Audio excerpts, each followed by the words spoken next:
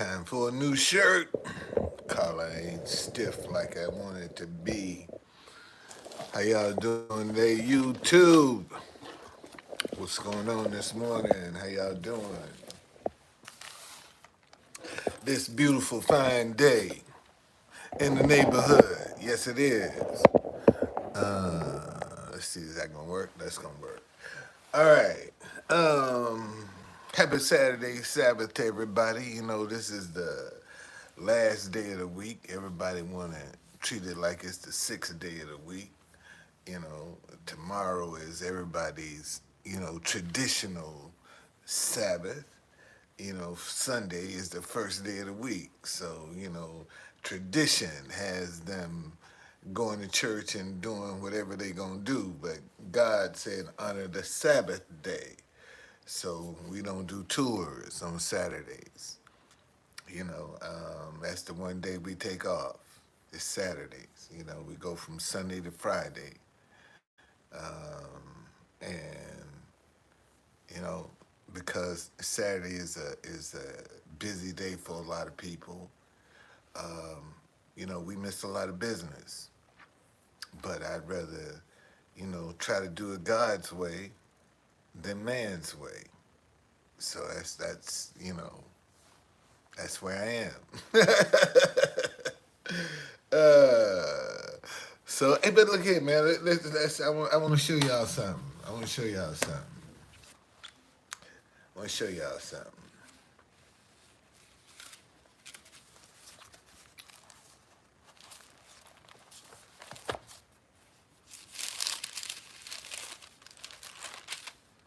This is the 18th chapter of Proverbs.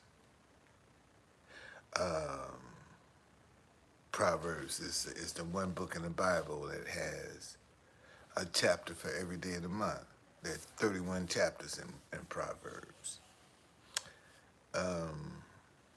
So that's how you can keep up if you want to.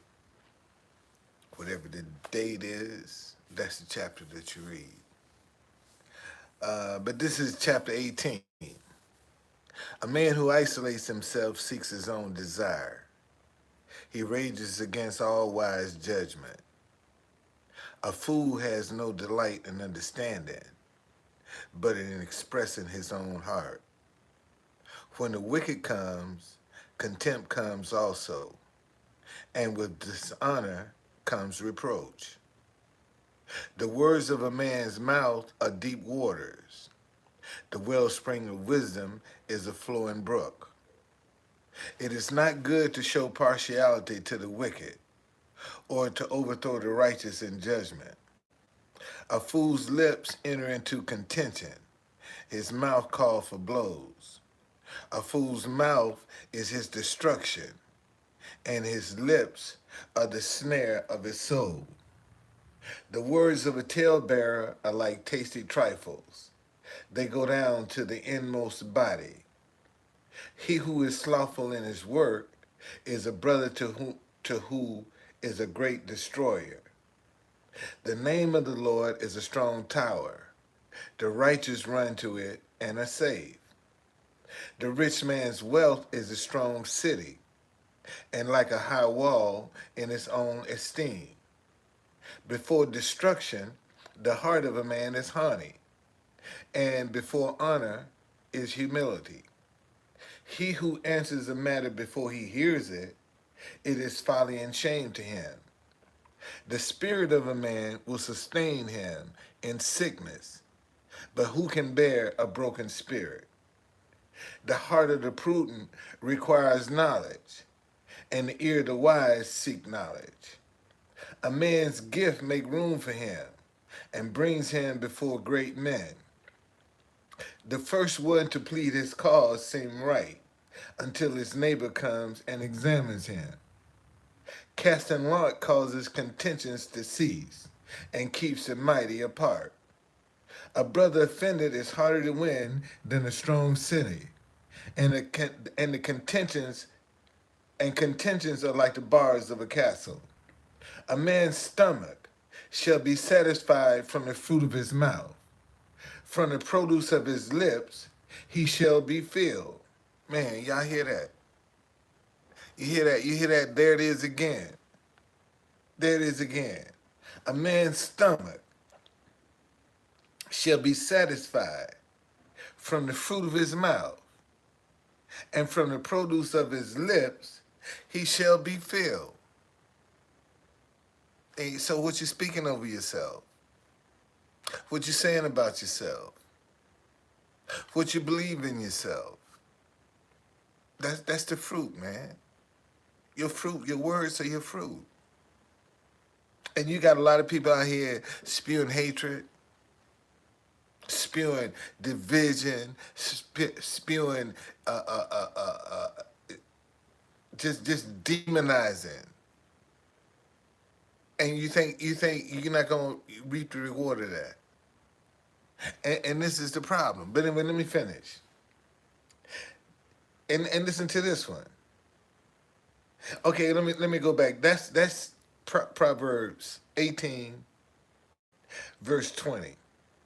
A man's stomach shall be satisfied from the fruit of his mouth, from the produce of his lips he shall be filled. Death and life are in the power of the tongue, and those who love it will eat its fruit. He who finds a wife finds a good thing and obtains favor from the Lord. The poor man uses entreaties, but the rich answers roughly. A man who has friends must himself be friendly, but there is a friend who sticks closer than a brother. Man, I'm telling you, listen to me, man. And it's, I guess it's I don't know if it's a shame or if because sometimes it's better late than never. That you come to the realization of it's all about what you're speaking over yourself. You know, and what you're speaking over yourself can get contaminated by what other people are speaking to you, what other people are saying about you,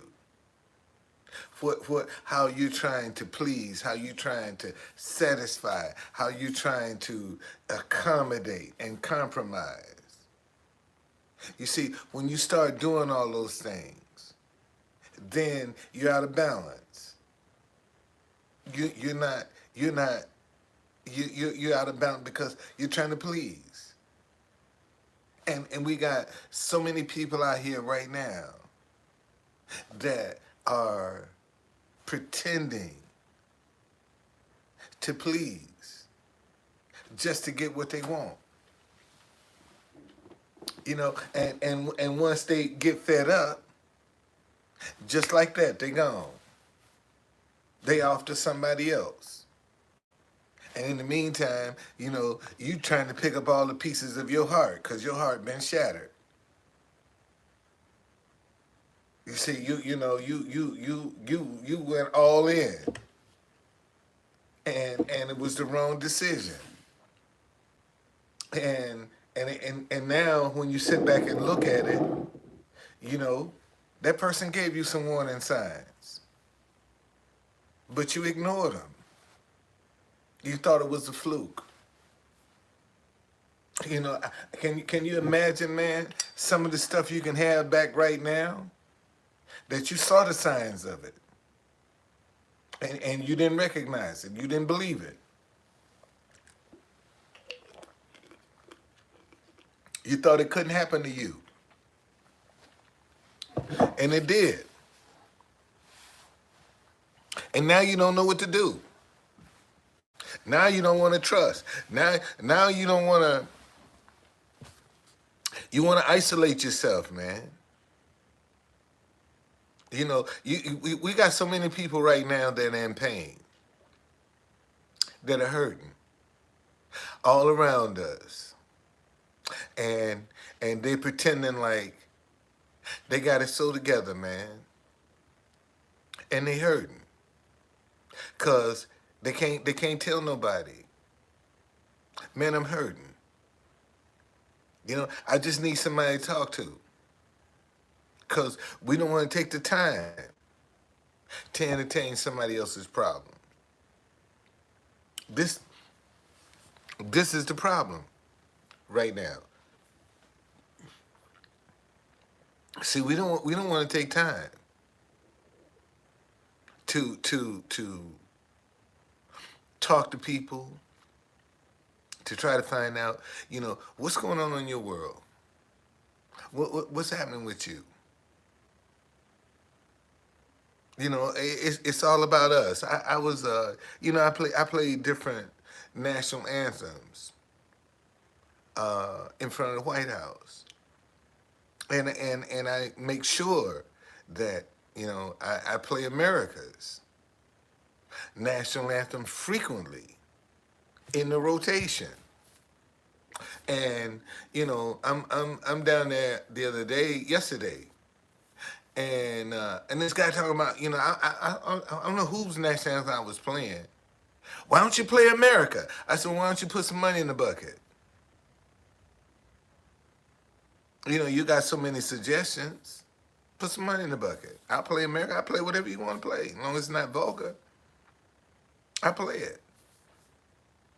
Ain't no thing to me. But so many people, man, are just walking around. They just hurting. They're hurting, and they don't know who to trust. And that's what the problem is, man. We got too many people hurting. That's why these folk every day, you hear somebody snapping and killing up a bunch of innocent people. When is enough gonna be enough, man? And we act like it can't happen around us.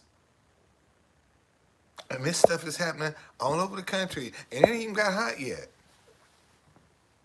See, that's what you think it's bad now. I'm gonna tell you something.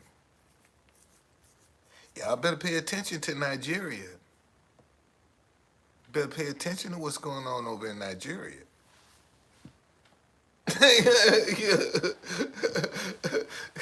It ain't funny, but see, people think that can't happen here. I keep telling y'all, boy, all they gonna do is they tap that money, man. It's gonna create a panic.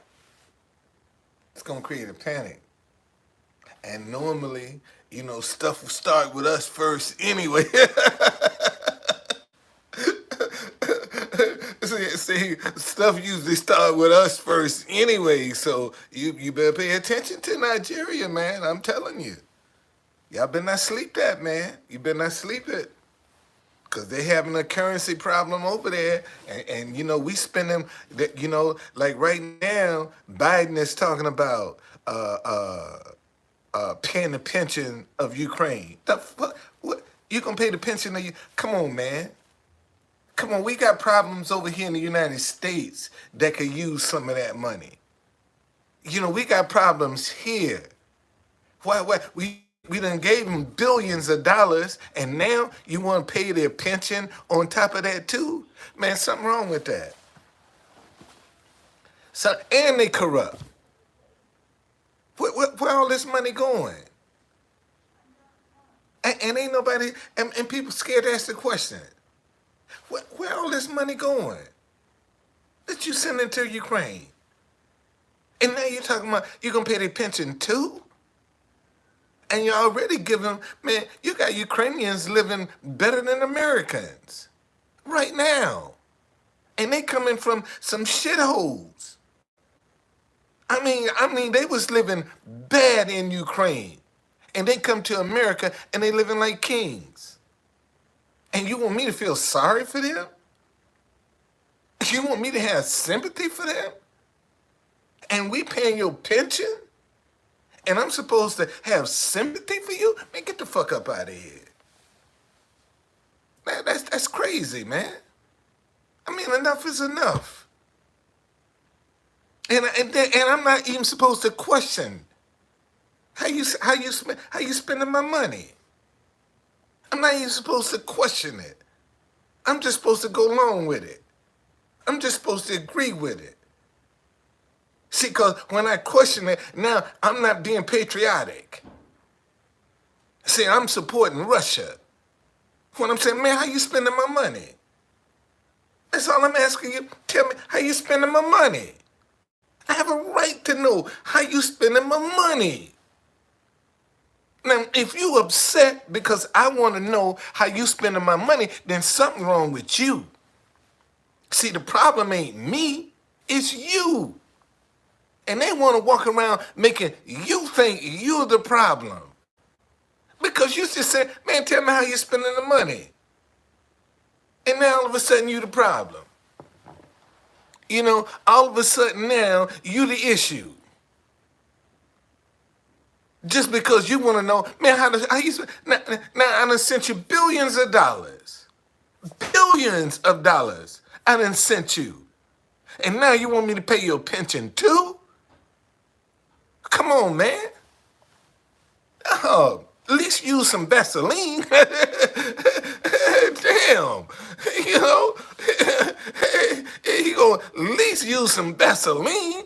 Something. God damn. You know, I'll just run it up in me raw.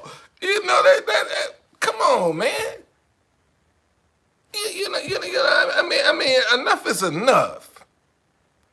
I'm sick of it. And just because I'm asking, man, tell me how you spend the money. That's what I want to know. I'm footing the bill, and I don't have a right to know how you spending my money? And you get offended because I'm asking you how you spend the money? Well, let's look at how you get to. Maybe you getting some of this money. Maybe that's what we need to look at. You know, let's follow the money and see where it's going. Since you so upset about me asking questions, and a whole lot of y'all, man, sit mad and see, here's the sad part. Man, a lot of y'all agree with what I'm saying. A lot of y'all agree with what I'm saying.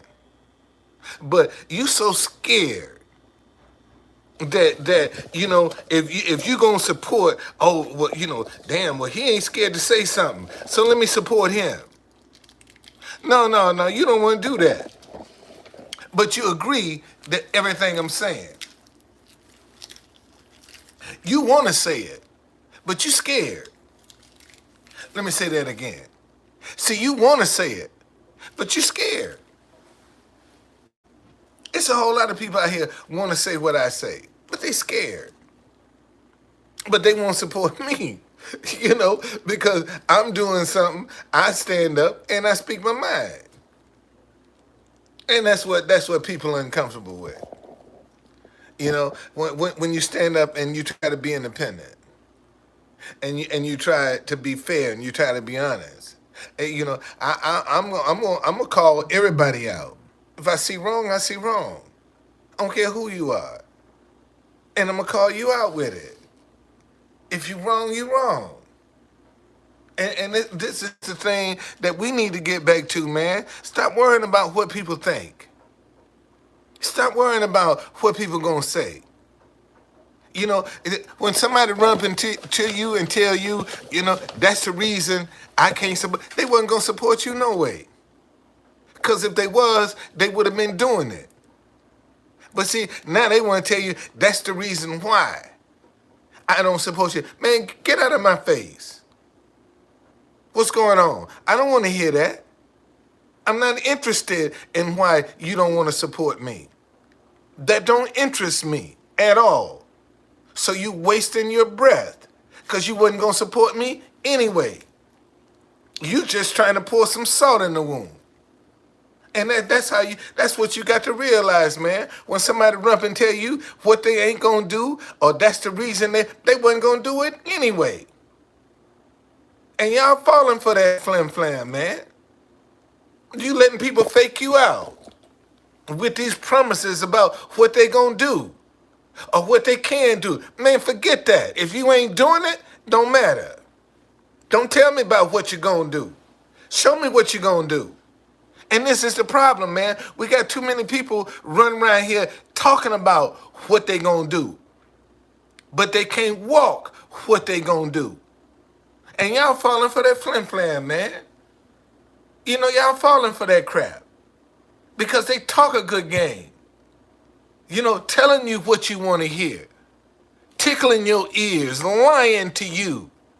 Look how successful you can be right now lying. I mean, think about it, man. Think about it. You can lie and get all the way to Congress. I mean, you can lie and get all the way to Congress, man.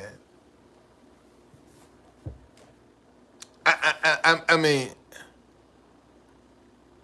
no, seriously, man. Seriously. And see, and now we got to get some people that say what they mean and mean what they say. Okay? It's just that simple. Say what you mean what you say. And if you can't defend what you say, see, there's something, I'm not compromising. I don't believe in same-sex marriage. Let me say that shit again. I don't believe in same-sex marriage. Okay? I don't believe in it. And I have just as much right to my opinion as you have to yours. If you think you can do it, it's okay for you. I can still say I don't think you can do that. I have just as much right to my opinion. But see, you want to condemn me because I don't agree with you. See, now you want to cast me in some negative light because I'm not compromising, because I don't agree. See, this is the problem right here. You can do whatever you want to do. Personally, I could care less who you want to sleep with. Let me say that shit again. I could care less who you want to sleep with, what you want to sleep with. Because at the end of the day, when you close your eyes, you going to have to deal with that shit, not me. Let me say that again. See, I could care less who or what you want to sleep with. Because at the end of the day, when you close your eyes, you going to have to deal with that shit, not me. Okay? That's how I look at it. All right? That's why I don't care. I can tell you, man, I don't agree with it. Okay? God ain't going to sanction that. You know, you can run up in front of these preachers, you can go to churches, you can do whatever you want to do. God ain't going to sanction that because it's going to go against his word. Now, you can do whatever you want to do. I could care less. But that's just the reality. And see, and when you start speaking like that, you're going to lose a lot of people. See, because everybody on this gay trend now. And that's what's destroying us. They like Sodom and Gomorrah didn't exist. And that's what we're becoming, a Sodom and Gomorrah right now. And I'm not trying to go to hell.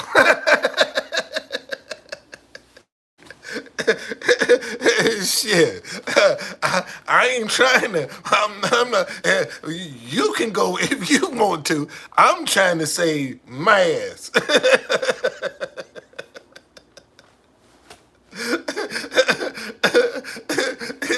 I mean,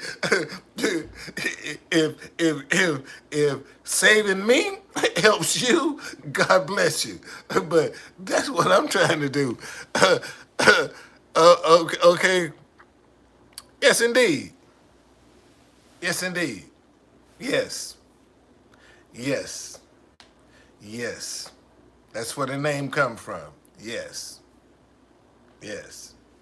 So, you know, and when you start and see, and this is what I've learned in my 70 years being on this earth, that you got different people with different tastes. You got different people with different tastes. Some like them young, some like them old, some like them in between. Okay, I mean that's just a reality. That's just a reality. You got some guys, man, that if they not young, they don't want to be involved. They're not interested. They just not interested. They not a mature woman has no value to them whatsoever. They want somebody that they can manipulate, can control, can um, be in charge, basically. When you find relationships like that, man, somebody is just trying to be in charge. Somebody wants control.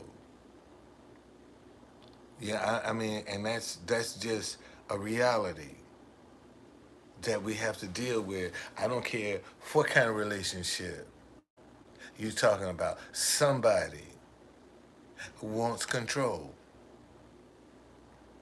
Somebody, and they use different avenues to gain that control. Some use sex, some use money to gain that control. There are a lot of people that are controlled through their sexual desire. It's manipulated every day. They're being manipulated, and the person know that that's something that you can't resist because see one of the mistakes that a lot of people make is they tell strangers everything about them and don't even know the person and open their lives up like a book and you don't know who you're talking to. You don't know what their purpose is. You don't know what their game is. You don't know what their scheme is. Because honestly, I mean, like at 70 years old, I don't need no new friends. I ain't looking for no new friends. At this stage of my life, I don't need no new friends. I'm 70 years old. If you ain't made the list by now, buddy,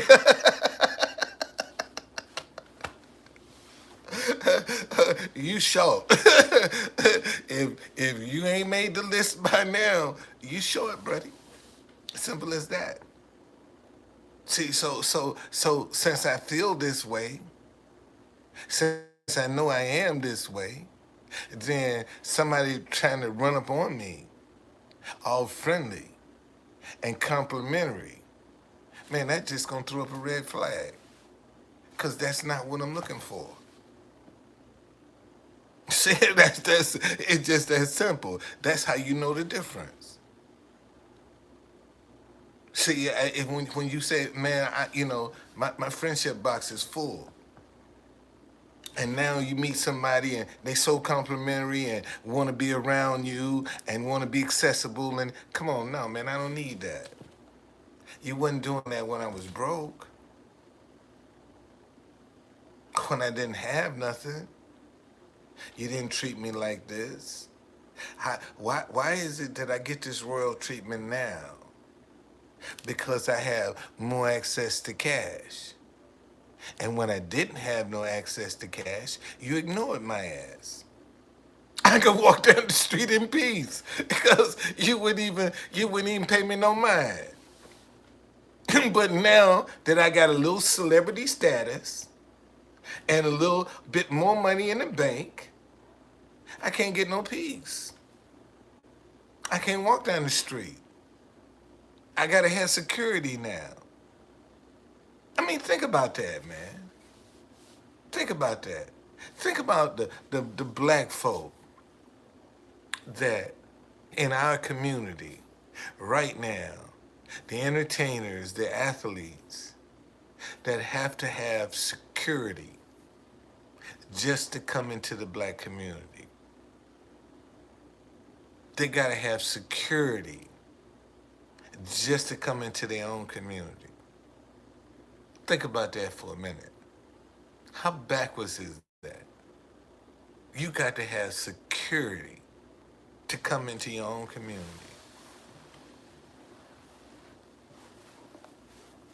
What have we what have we become?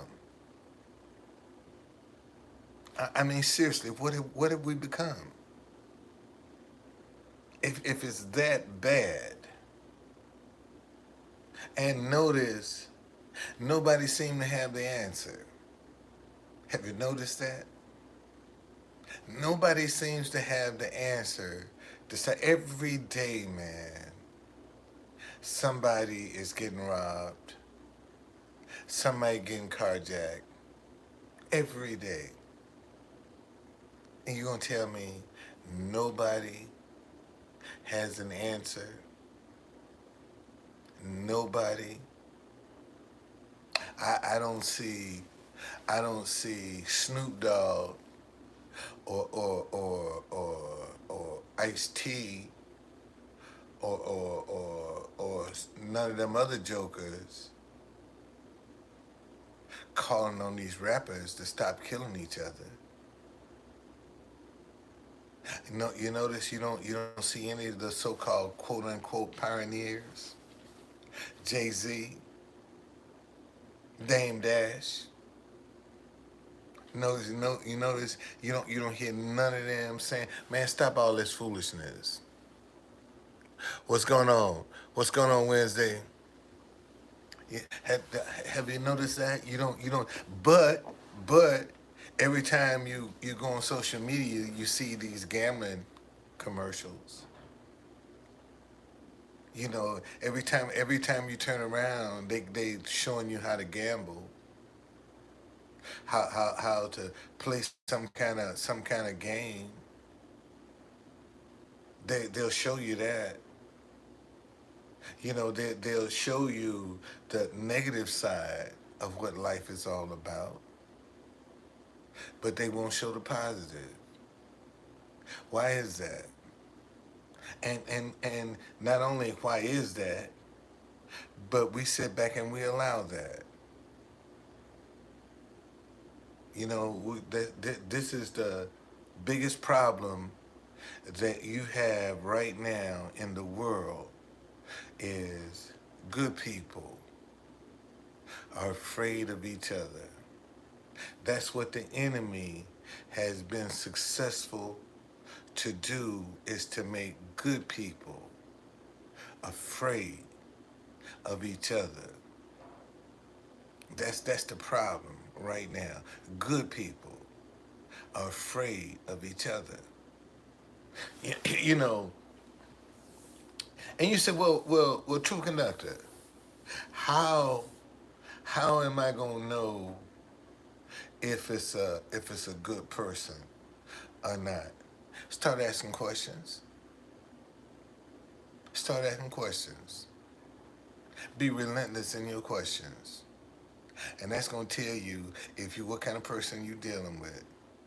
Your questions, because the minute they get irritated, something's up. Let me say that again. See, the minute you start asking questions and the person get irritated, oh, see, that's how come I don't want to fool with you. You always got somebody, they up to something.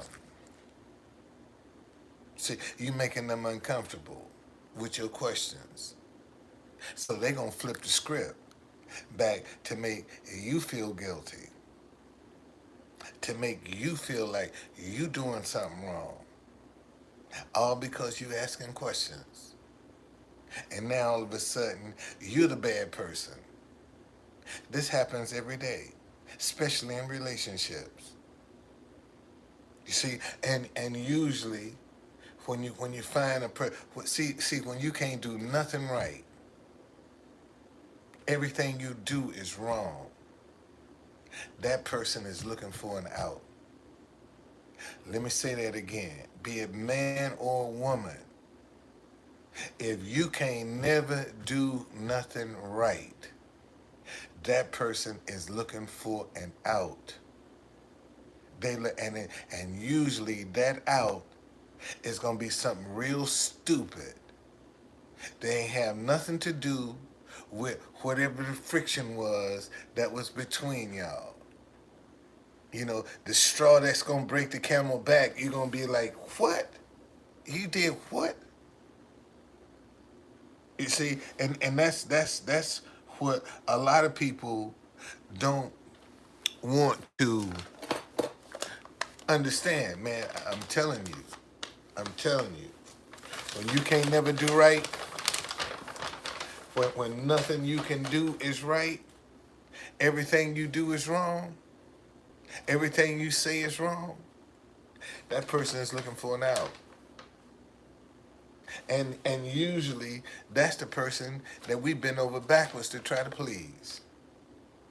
The one that we can't never do nothing right with is the one we bend over backwards.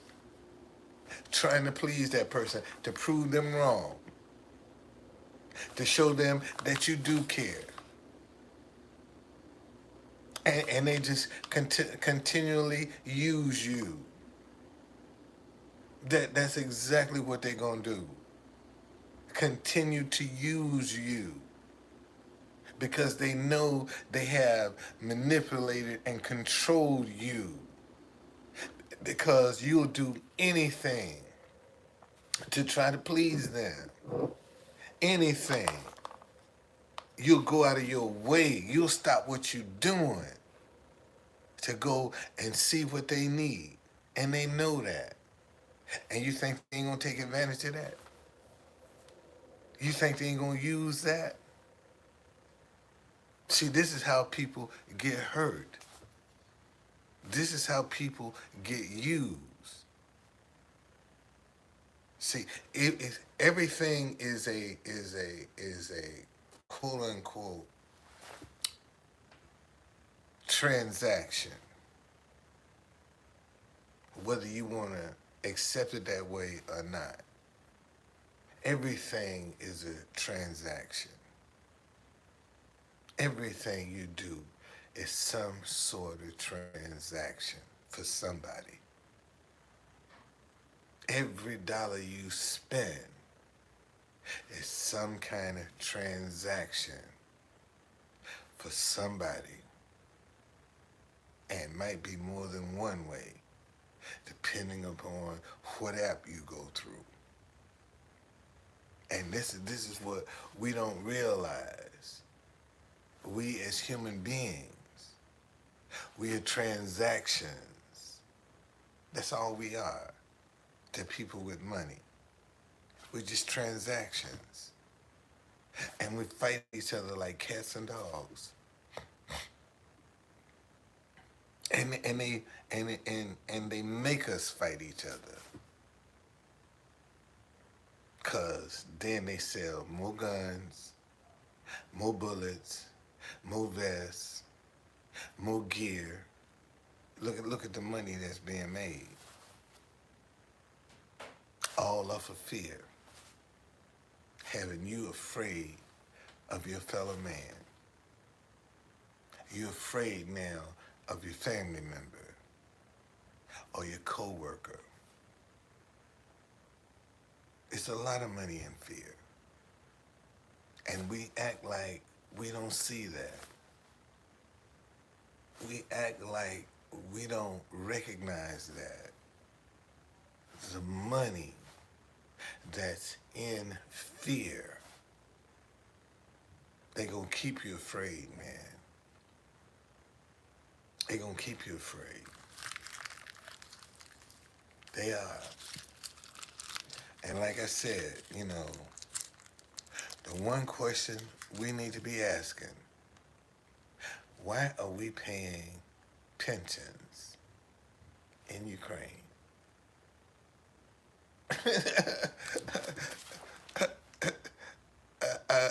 I mean, why? Why are we paying pensions in Ukraine? that to me, You know, and you're talking about cutting out Social Security and Medicare, but you can pay pensions in Ukraine. I mean, think about that for a minute. Why are we paying pensions in Ukraine of all places? Why Ukraine? Why we got to babysit them?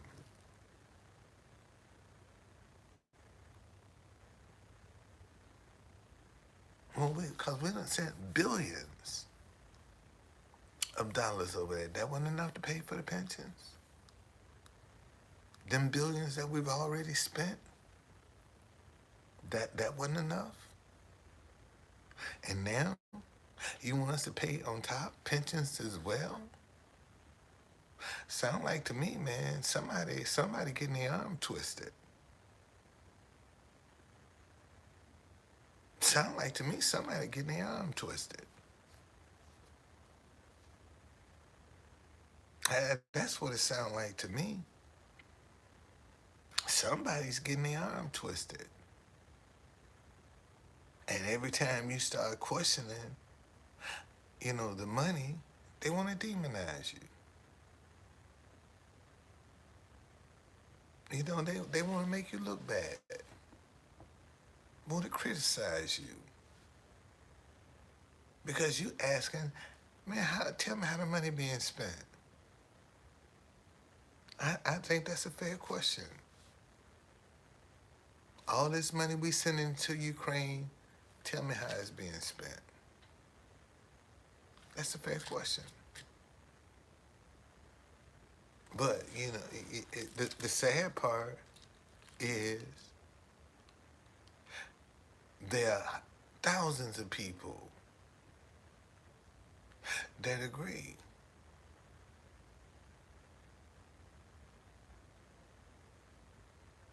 But that's as far as they'll go. Man, countries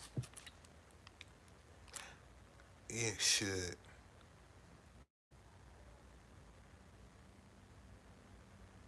be supporting me hand over fist. Because look at how many countries I have exposed their national anthems to the world. People would have never heard of them. Like the country Equatorial Guinea. And I will never forget, that's the only Spanish-speaking country in Africa. I bet you y'all didn't even know that. And the only way I learned that was a girl walked up and asked me, can you play the national anthem for my country? And I said, what is it? She said, Equatorial Guinea. I said, uh-oh, spell that for me. You want to spell that one, baby.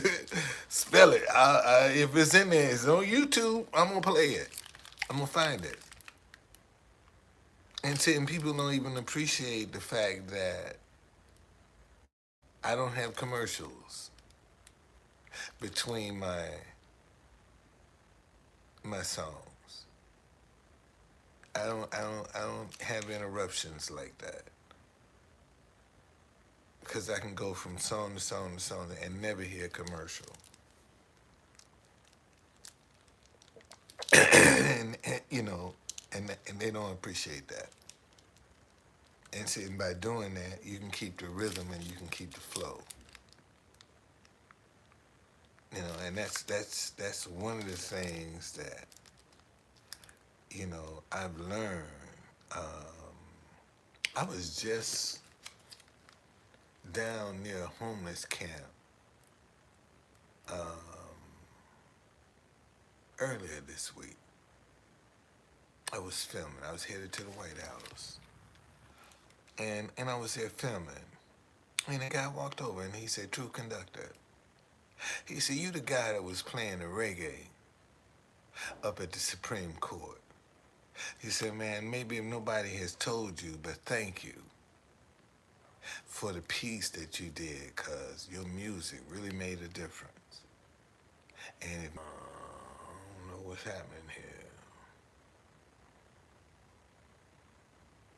But anyway, so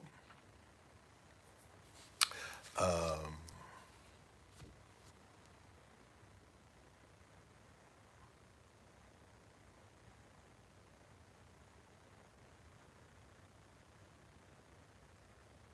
people need to stop taking things for granted, like it can't happen to them, and it can. You're not immune from tragedy, and it's only by the grace of God that a lot of us haven't experienced. What's going on, Edward? A lot of us haven't experienced tragedy. Only by the grace of God, man. Because can you imagine?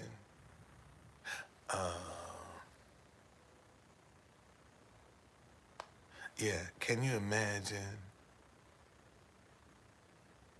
being one of the parents of the students that was at Michigan State? Now you send your child to college to get an education, and they end up getting killed. Can you imagine what that parent might be thinking? Why did we choose Michigan State? Can you imagine that, man? What those parents might be feeling that lost their children,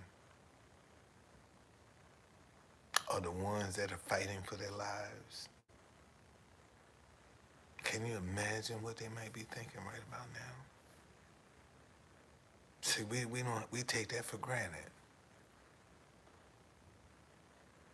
Okay? No, we take it for granted that it can't happen to us until it does. And then and when it do, you know, you want the sympathy box. They're gonna be forever second guessing themselves. Can you imagine? As a parent, man, you know how proud you were that your child was a student at Michigan State, and they end up losing their life,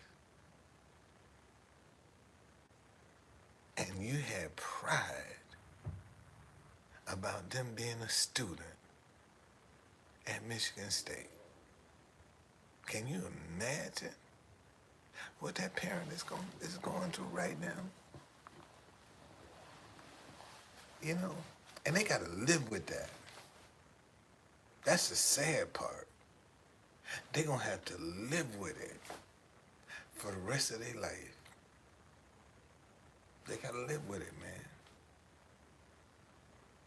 That's a hell of a curse, man. That's a hell of a curse. To have to live with something like that for the rest of your life. Always going to be second guessing, man. Why did we do that? Why? Why did we choose Michigan State? I mean, think about that, man.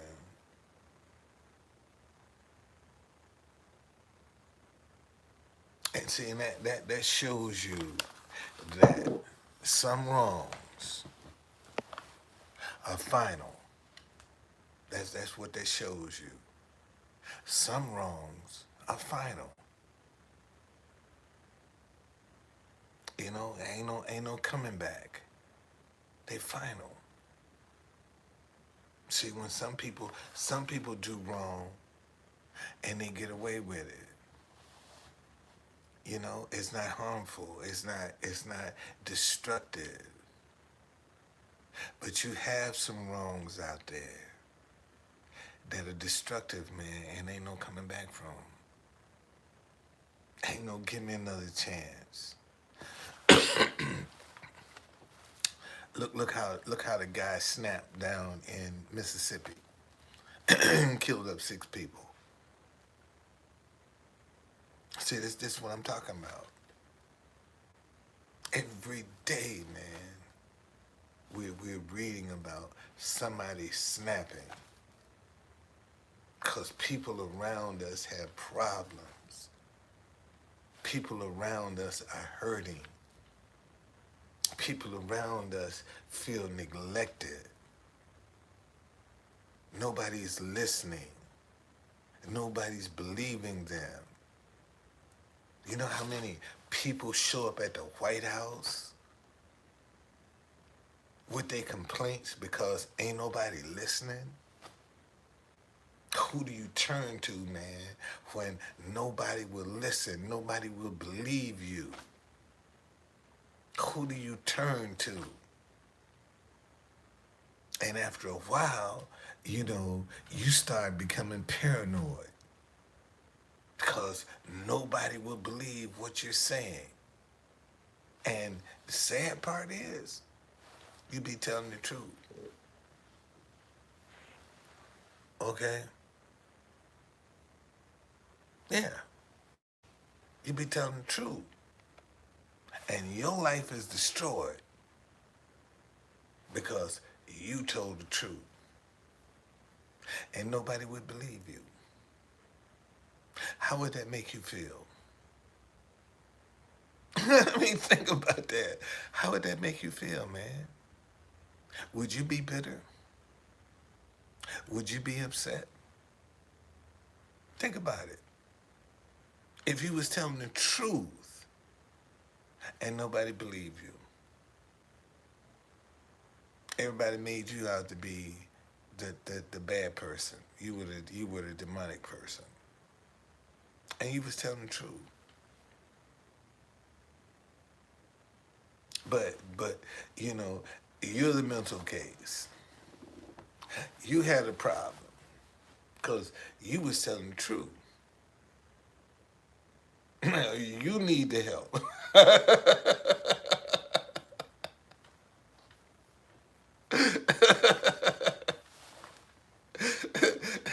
that's that's just the way they play the game.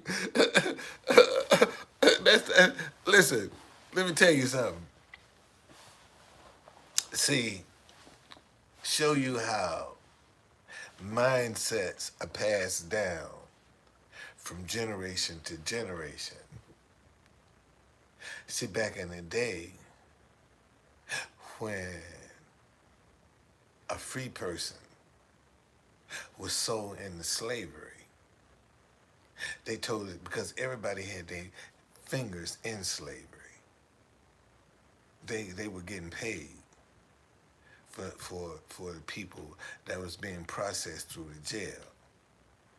And when a free slave got there and said, "But Mr. Jailer, I'm a free man." You know what the jailer tell him? That's what they all say. Haven't you heard that before? Man, I'm innocent. First response they gonna get is, that's what they all say. And a lot of them be telling the truth. But because of tradition and mindsets, that's the first response. That's what they all say. See, because you're in a system where you're taught not to trust. You're taught not to believe. You're taught not to give a person another chance. That's the way the system treats you. That's the way they teach you. You know, they teach these guards how to be inhumane with prisoners. They taught that.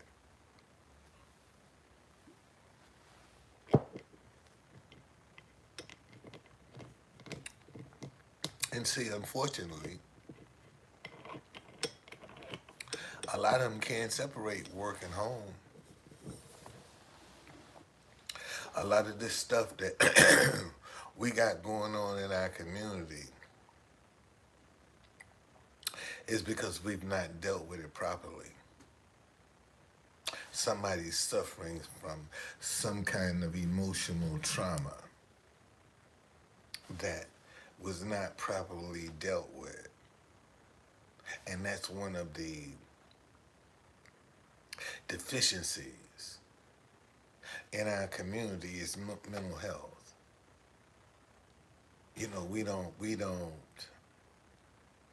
always been taught to get over it. Is how, what was the answer for our mental health. You know, we're supposed to get over slavery. We're supposed to get over discrimination. We're supposed to get over racism. We have to get over it. See, and that's the problem is, and then when you try to get over it, oh, you're doing it the wrong way.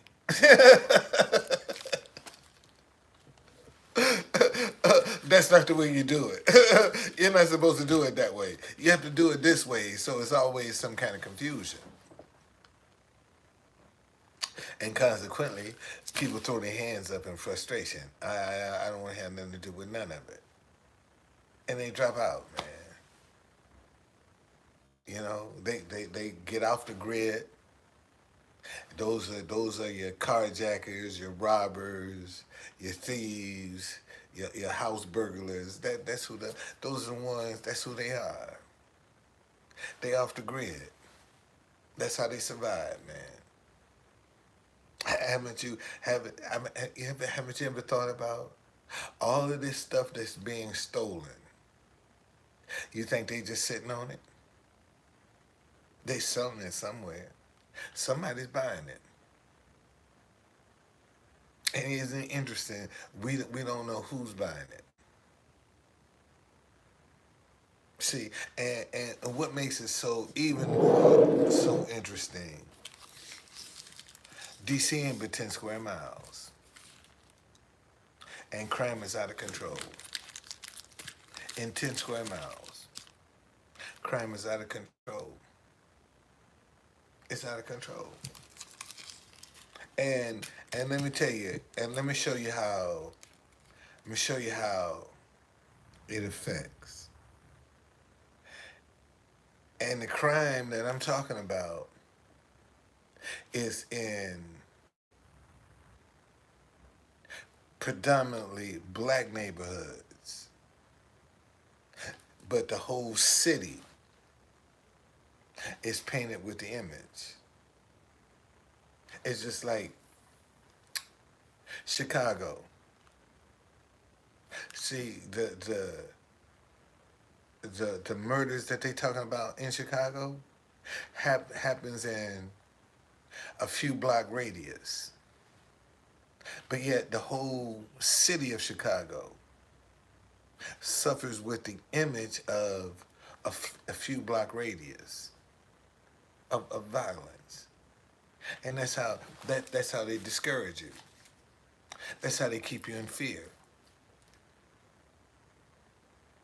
See, and I'm telling y'all, man, we're not conscious of the money that's being made off of us being afraid of each other,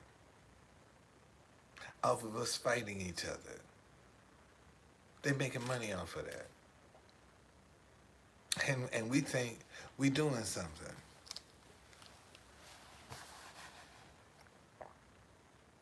Yeah, they come. Oh man, that's how they see again, because you got to realize once their video goes viral, they get paid. That's why everybody trying to get a viral video.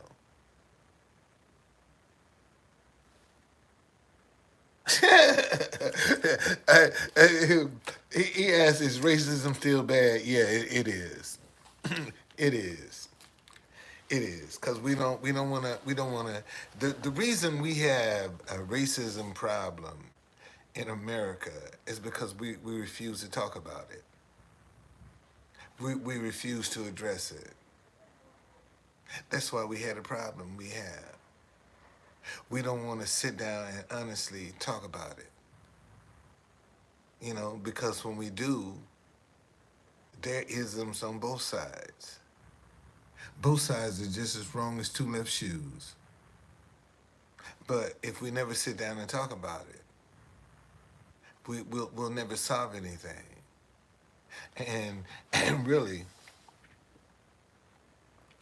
what people don't realize is this.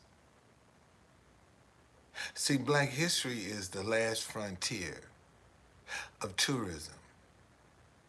Right now, it's a gold mine because it's the one history that hasn't been exploited. It's the one history a lot of people don't know anything about. Okay, and it's a gold mine. Okay, uh, my love, it's I'm still upset with you about that dinnerware. So I would advise you, good morning, come in here, be quiet, and enjoy the conversation. Okay? Because I'm still a little upset with you, sister. I really am. Because I tried to tell you and you wouldn't listen. So just chill for a minute, all right? Because I don't want to have to put you in timeout again. So just chill. Um,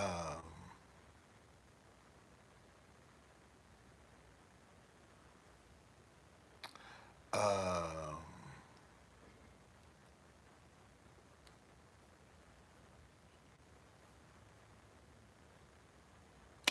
one thing one thing you have to do is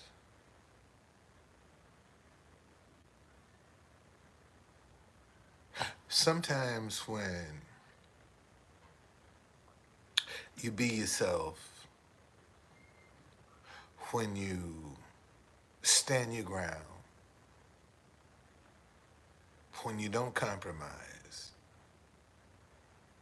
you're gonna hurt people's feelings. You're gonna hurt people's feelings. And you have to understand that that goes with the territory. You ain't gonna please everybody. Let me say that again, man. You ain't gonna please everybody. And those that be for you, they gonna stick with you, man. Come hell, high water, no water at all. If somebody with you, they gonna be with you. They gonna ride with you. They ain't gonna throw nothing up in your face. They ain't gonna criticize you behind your back. You know, uh, they ain't gonna run the first time they get offended. So you got a lot of people right now. First time they get in a fence, man, they take off running. They don't want to have nothing to do with you. So that's how come I can't support you. Well, you wasn't gonna support me anyway. And the only reason you was hanging around because you wanted to be nosy. You wanted to see what I was talking about, what I was doing. That's all the reason you was hanging around. And see, now that I done called you out, now you think, and see, and they always gonna make you try to feel guilty. Isn't that interesting? How people will always try to make you feel guilty because you call them out.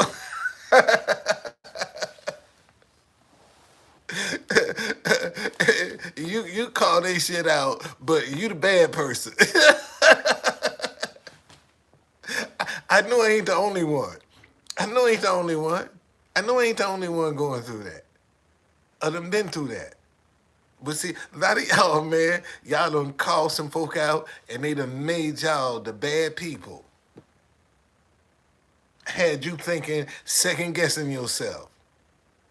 Had you wondering what you was doing wrong. See, that's what they get you all twisted. Like, wait a minute, what I do wrong? What I say wrong? Because see, you have some people that already know that you can be manipulated with your emotions. Let me say that again. You got some people that already know that you can be manipulated with your emotions. And sometimes it's your family. Sometimes it's your brothers and sisters. Sometimes it's your children or your grandchildren that be manipulating your emotions. And because you don't want to hurt their feelings, you go along with the stuff because you don't want to hurt their feelings. Because you're afraid of what they might do or what they might say. And see, and I'm going to tell you, man, I'm speaking from experience now. Sometimes you're going to have to say, you know what? I'm going to double down. I'm calling your ass.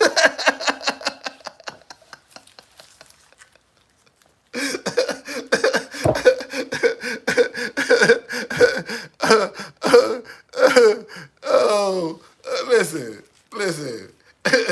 sometimes, sometimes you're going to tell them, what? I call your ass, goddamn.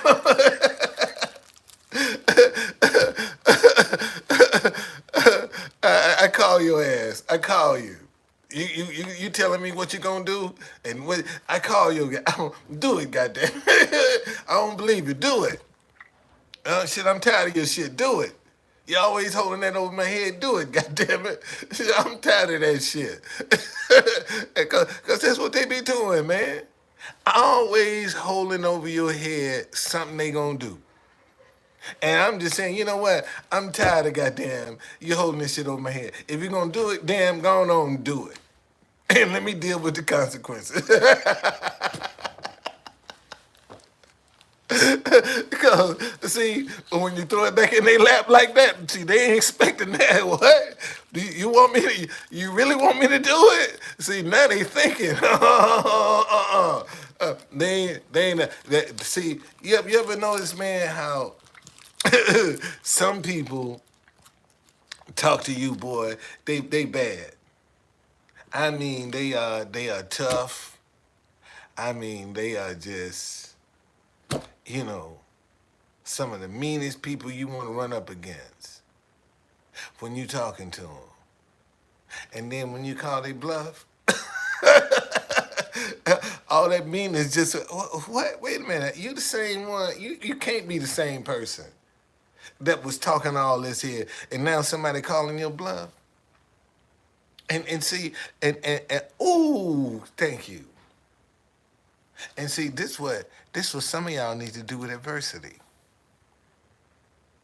When adversity come upon you, you need to say, man, I called.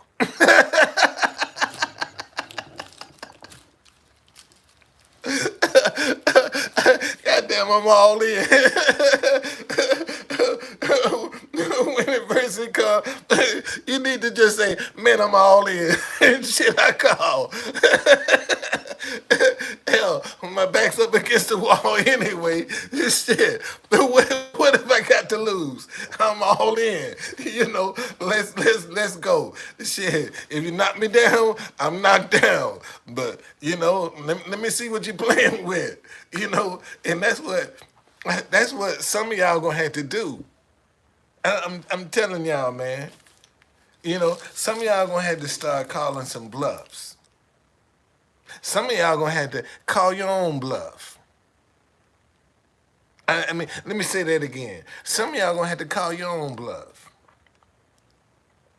Because you've been saying you was gonna do some stuff. And you never get around to it. You always got an excuse. You always got a reason why you can't get around to it.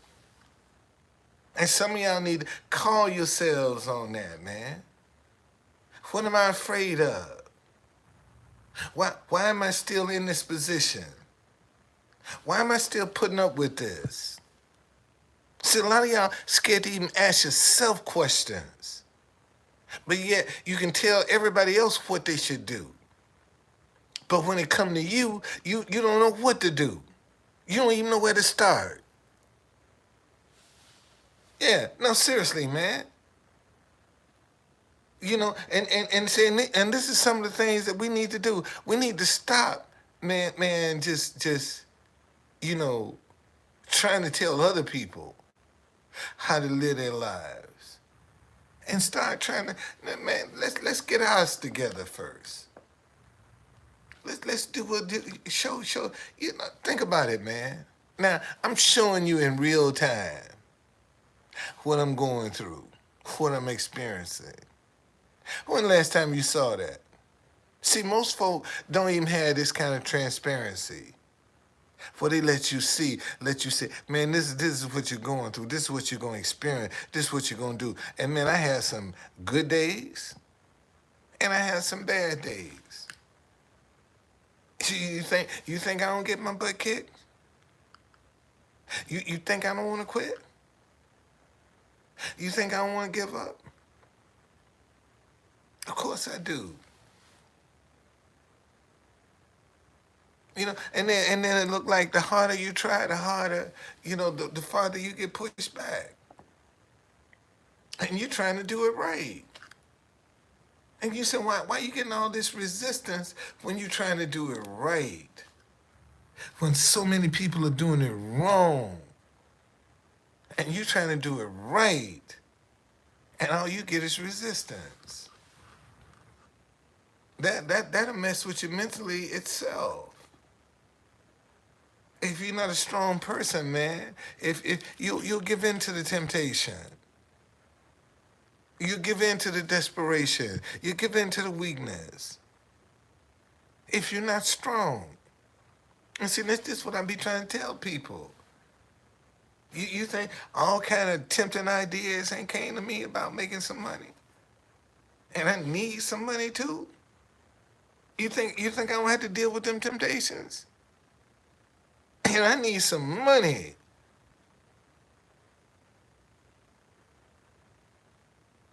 But see, I got to ask, you know, what is it worth? You can get the money, but will you be able to enjoy it? Will you have to look over your back? Will you have to be worried about where you're going? See, those are the kind of things that, you know, we don't consider that. We don't think about that. People say, you know, they want a whole lot of money, man. They want to, but will you really be able to handle that? Will you need security? See, a lot of people haven't even thought about that. If you run into a lot of money right now, would you need security? Would you be able to? Would your family still be able to live the way it's living and do the things it do, and you not be concerned? Would you still feel that comfortable doing that? See, cause again, man, when you get access to stuff, man, people's attitude about you gonna change, and they gonna know. You ain't got to tell them. They'll know. They'll start looking and seeing what you're doing, how you expressing yourself. You know where you at. See, so many people now are used to me going live from this hotel room that if I went live from any other place, first thing they're gonna question, where you at? That's the first question gonna come out their mouth. Man, the minute I go live in a different environment other than this one, first question like, where you at, true conductor? What you doing now? What you doing now? See, that's the first question. Like, where you at now? See, that's what they're going. And that's how God going. That's how God to tell you to show you the goodness of God.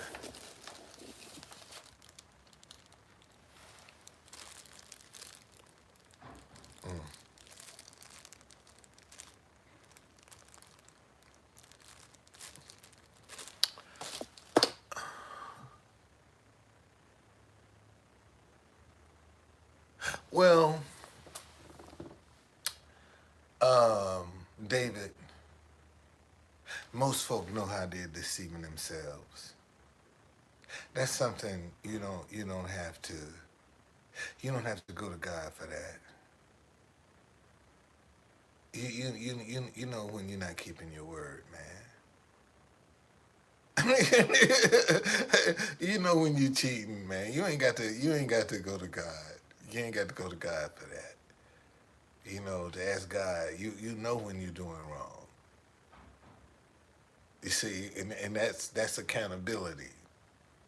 And that's what a lot of people don't want to accept is accountability for the action because it's easier to blame somebody else or something else other than being responsible. Say, you know what, man, I screwed up. Maybe I should have did something different. I should have tried something different. That's when you're being honest with yourself. You don't have to ask God for that. God, that's built in, and it's called your conscience. Your conscience will tell you what's right and what's wrong. You know it. Even if you've never done it before, your conscience is gonna tell you immediately, man, something is whether it's right or wrong, because you get the butterflies. You'll know, man. You'll automatically know, because it's out of the and see, and that's the beauty of living a life of integrity. Right, some things don't require prayer. See, this is the beauty of living a life of integrity. Because when you walk in your integrity, man, there are some things that you just gonna sense. You won't be able to explain it, but you'll just be able to feel it. And you'll know immediately if it's something that's right or wrong for you to do when you walk in your integrity. That's the best way I can tell a person that, man, when you walk in your integrity, your intuition is on point. When you walk in your integrity, your intuition is on point. Usually when something comes to you, man, it's on point. Because you walk in your integrity. That's your safety valve. It's your intuition. And see, and a lot of us don't depend on our intuition. We don't trust our intuition. Our intuition tell us to do something. We want to know why. We want to know how come. We just don't go with the flow. And that's one of the things I told my grandson. I text my grandson after the Michigan State thing. I said, son, this is the time you follow your intuition. Something come to you, don't question it, do it. That's what you do. Follow your intuition, man. And that's that. Then this is what I be trying to tell people. Be telling me, man, go get a job. Man, God not telling me go get no job. God telling me to believe in myself, to hold on, to persevere. That I'm doing the right thing, even though I don't see, I'm not experiencing. God is telling me I'm doing the right thing. Just hold on. And that's all I can do, man. I can't question why. I can't question God. I can just do what God tell me to do.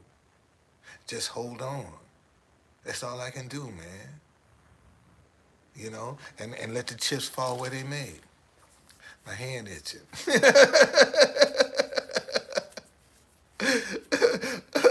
I got some money coming, boy. I got some money coming. I sure do. I don't know where it's coming from, but I receive. I have more money than I'll ever need. But that's and see when you start saying things like that, then people want to start calling you crazy. People want to start saying, uh, faith without works is dead. That's the favorite thing they're gonna tell you. Man, faith without works is dead. Because they think that works is physical and that works is mental. See, when you believing for something, man, you gotta fight off all kind of default voices trying to be the default voice. When you believe in your faith for something, when you believe in God for something, that's easier said than done. You see, when people think you need to go out and do something. See, when you go out and do it, that might not be what God wants you to do. And you got a lot of Christians right now going out here getting in debt and talking about, look how God blessed me. And they go buy a new car. Look how but God didn't bless you with that. Because if God had blessed you with it, wouldn't been no car note. If God had blessed you with it. So it wasn't no blessing from God. That's some stuff you went out and did. The image you did. And then you end up probably losing it. Getting it repossessed because you going out there trying to impress. Trying to keep up with the Joneses. And this is one of the problems that we have, man. Too many people out here trying to do things just to be impressive. And they going into debt and they can't afford it and they messing themselves up. And then when they face embarrassment, now you want to run hide somewhere. Now you don't want to be seen. Before you was the talk of the town. And now you can't be found. See, this is the kind of stuff that I'm talking about that you have to deal with. And this is what we need to stop, man. We need to stop this foolishness. Be yourself. Be who you are. If can't nobody accept you for who you are, then you don't need to be around them. It's just that simple. You can't make people like you. You can't make people want to be around you. If they don't want to be around you, good. Go ahead on. See you later. They just blocking space for the right person to come around. Let them get out of the way, man. So they can open up that avenue for somebody, the right person to come into your life or to come around you. A lot of y'all holding on to some stuff that ain't doing you no good. And you don't want to let it go. What's going on? I'm doing great, Queen. How you doing? But see, this is what I'm talking about. See, a lot of us, and we're using that as an excuse. Well. See. Listen to it. Here's Will Hill said, faith isn't believing, faith is knowing. But see, let me show you how what you're saying is contradicting itself, because when you know something, you believe it. Let me say that again. See, when you know something, you believe it. I know this right here is kombucha. I don't believe that. You ain't gonna tell me this is nothing else. Okay? See, when you know, you believe. Because if you don't believe, you don't know. And that's what a lot of Christians are struggling with, is their belief. Because they don't know. They ain't seen their beliefs manifest themselves like they should. They've been believing things, but they haven't seen that belief in a positive sense manifest itself. But that negative stuff, man, it keeps popping up just like that. But it's to get that positive to start clicking just like that. See, negative just like that'll click, man. You'll find stuff that adversity, man, it'll happen just like that. But when you want to start talking about prosperity, about benefiting, about being a blessing, about being blessed, see that's where the rubber meets the road. And that's what a lot of people struggle with. See that's where the struggle for a lot of people is. Matter of fact, when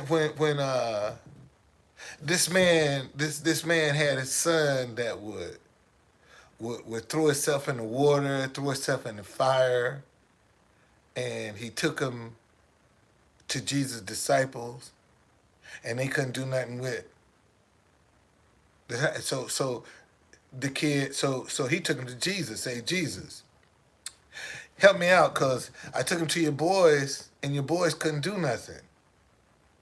And and Jesus said, all things are possible to him who believes. And he said, it's not my belief I'm worried about, it's my unbelief that I need help with. And see, and that's what most Christians need help with now is their unbelief. That's what they struggle with, man. That's where the battle is, they unbelief. That the battle is not to believe, it's the unbelief that they are struggling with, that they're having a battle. Okay? That's where the battle is. That's where the rubber meets the road right there, your unbelief. Because that's the doubt. That's the second guessing. That's the embarrassment.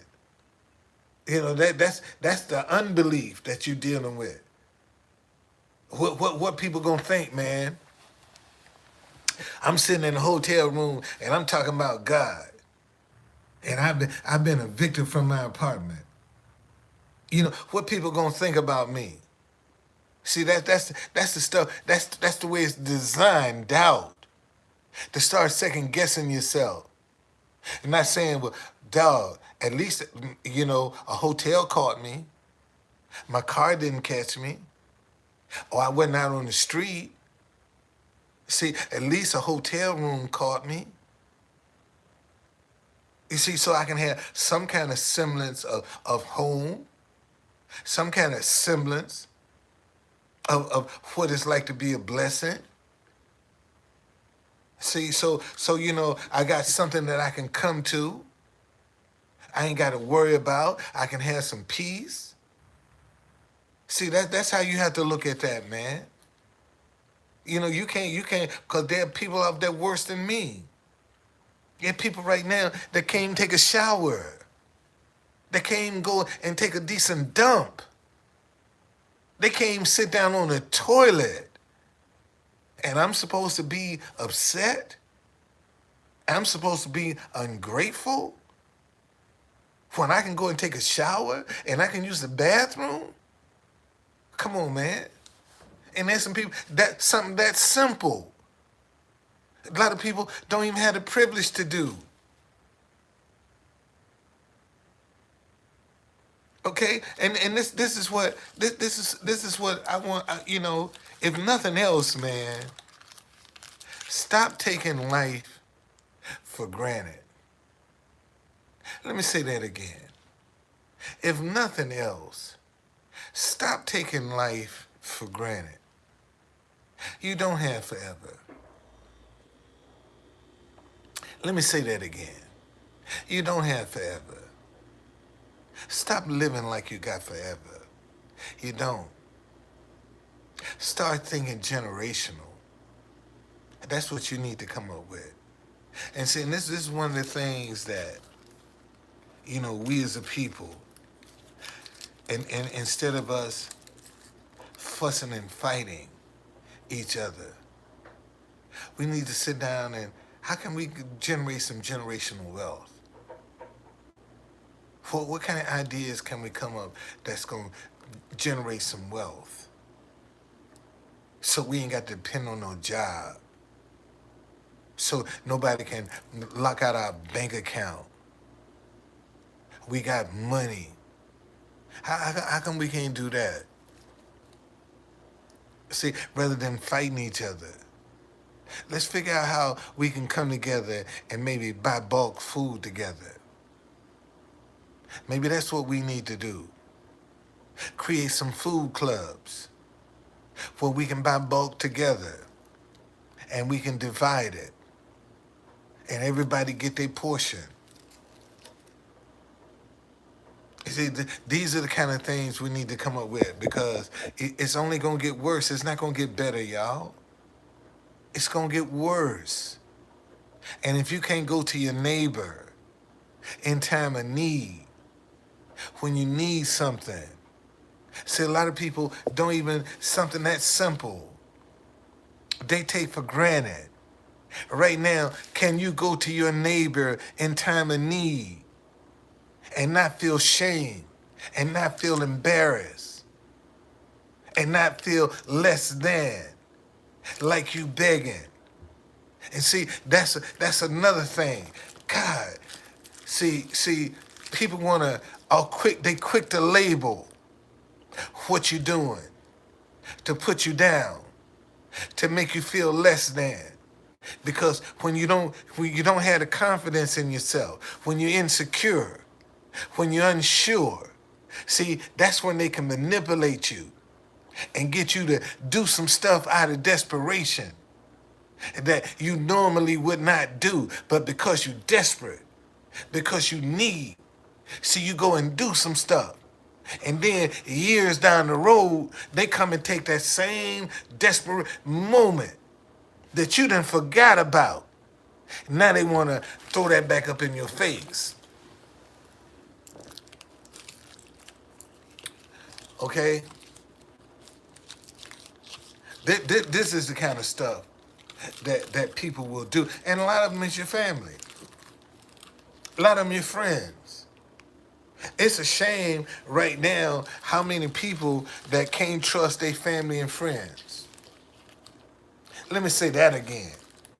It's a shame how many people that can't trust their family and friends right about now. They can't trust them. And they family. And they can't trust them, can't turn their back on them. And can you imagine that?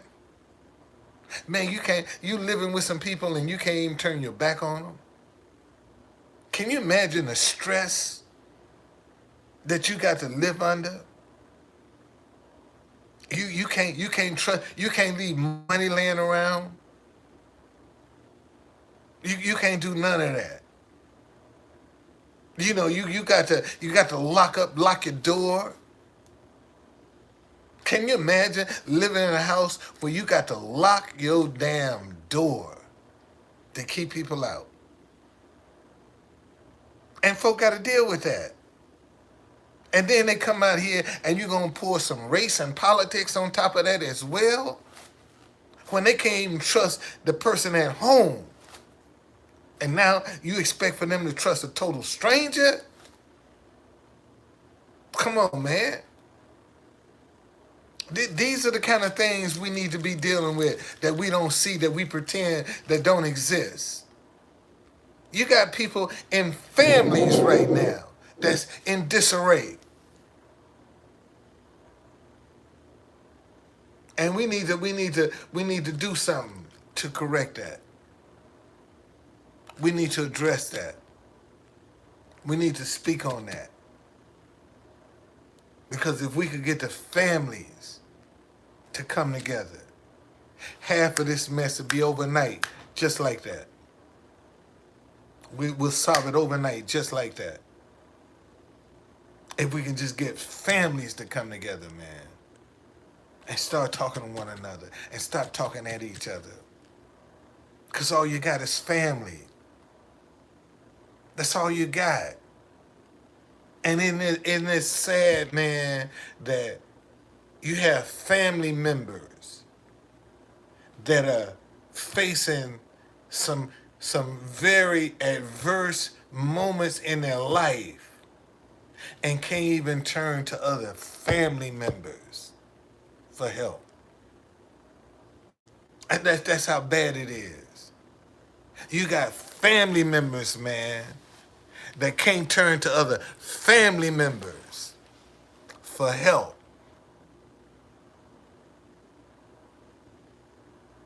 They rather see that. There's one lady. She actually froze to death under the Pennsylvania Avenue 295 bridge. They had a mattress out there for this girl.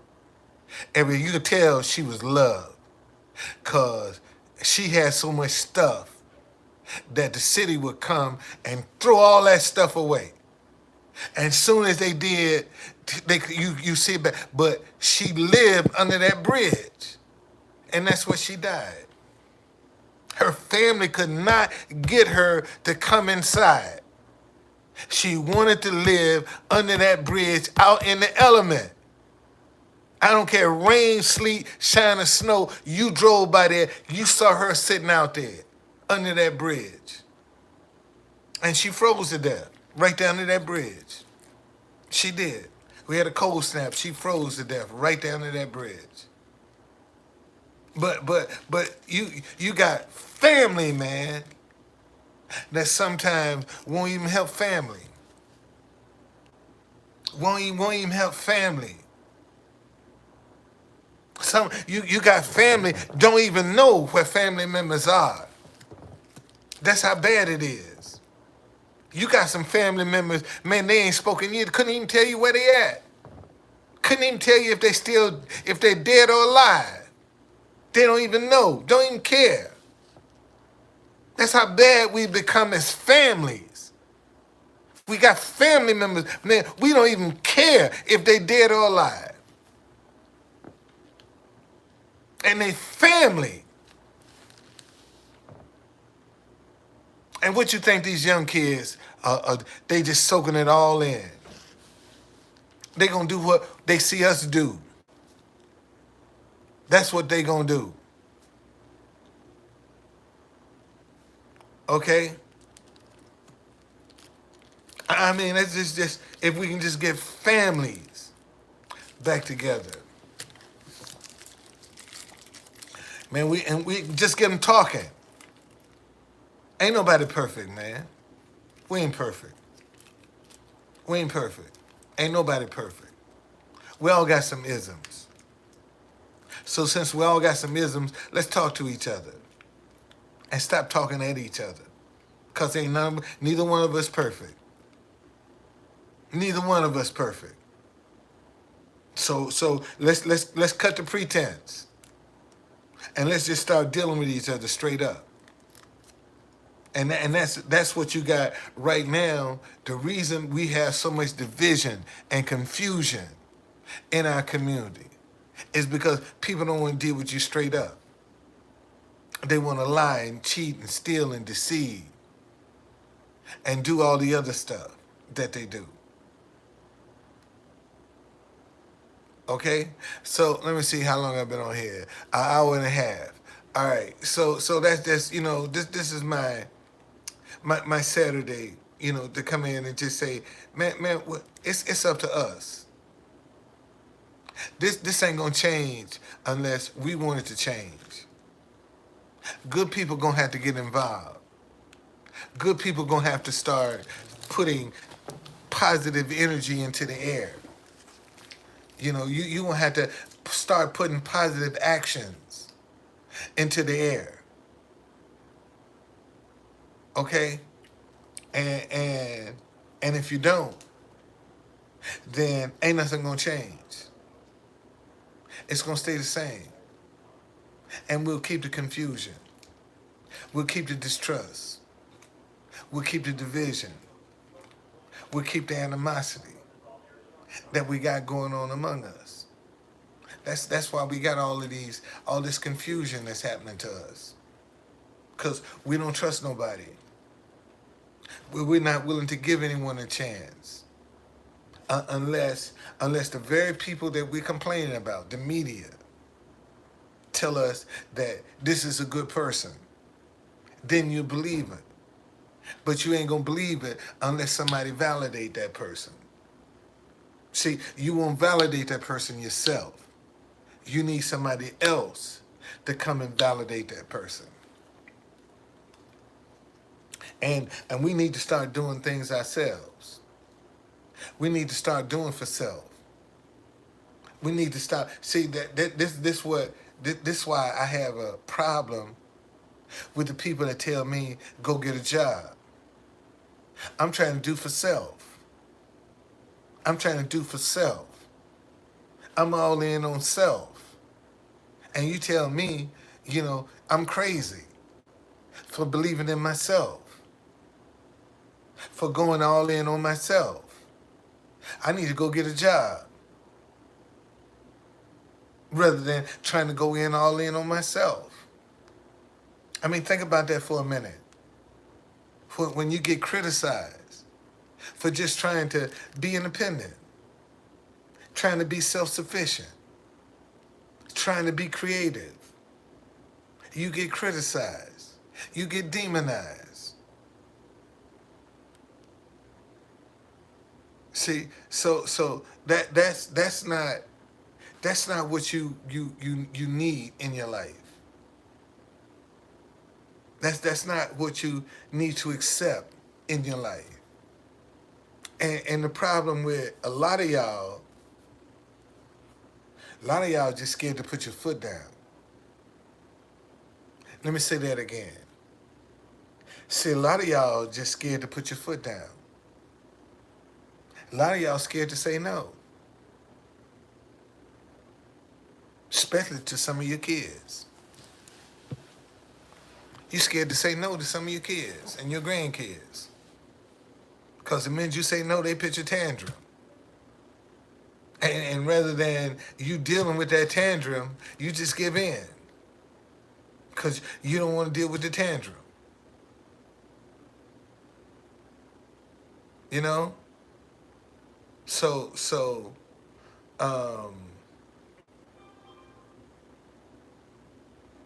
yeah, it is, man.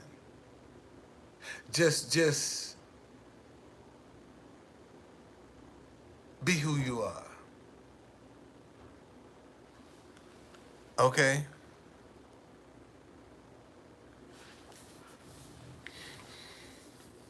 Let me see what Will said. Hold on a second here. Will say, God is the only answer in this. That's true. But a lot of people have so many default voices. They don't hear the answer that God is trying to get in because it's so subtle. It's not loud. It's not, hey Karen, it's not, real attention getting.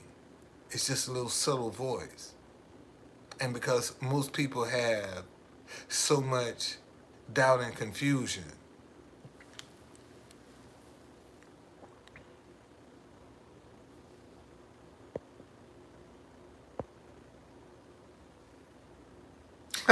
everything's well. Everything's well. Everything's well. Everything's well.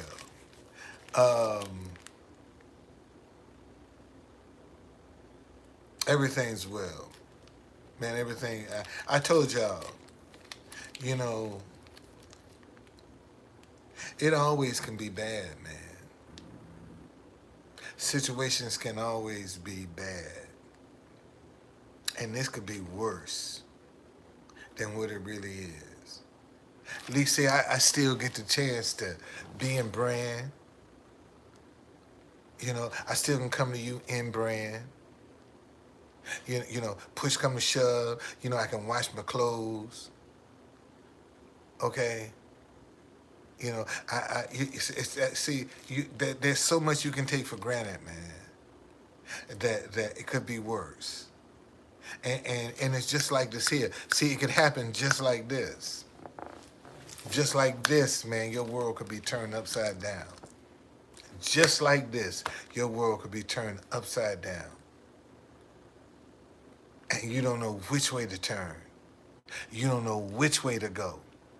You're just like, wow. You're in a fog, man. And sometimes life is gonna put you in a fog. And what you got to do is when you're in a fog, is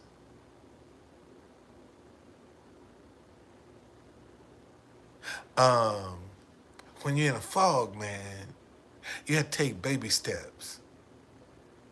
When you're in a fog, when you can't see where you're going, you have to take baby steps to get out of a fog. You don't run in a fog.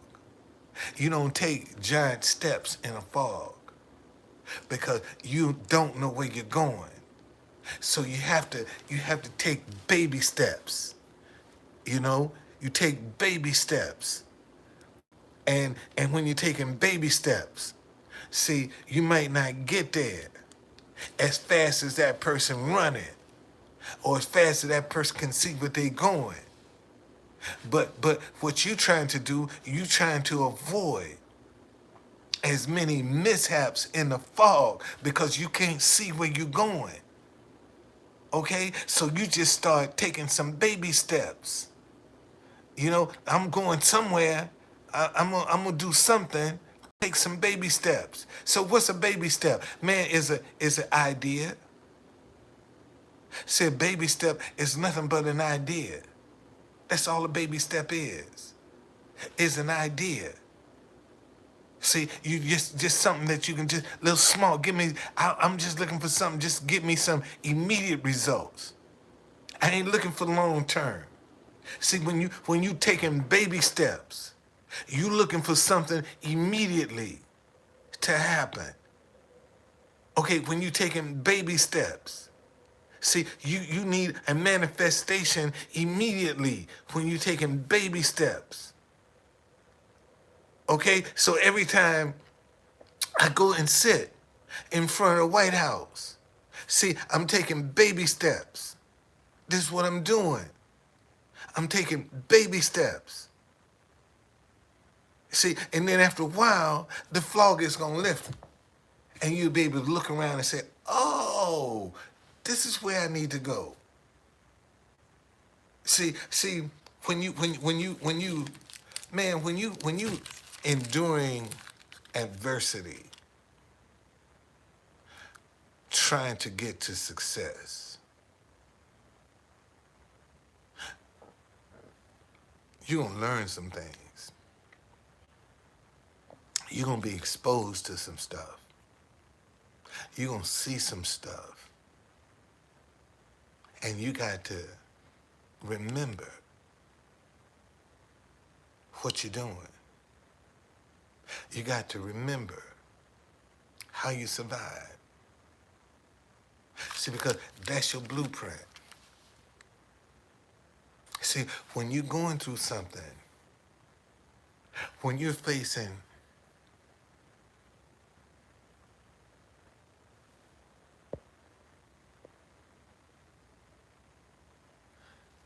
you don't like your daughter's boyfriend.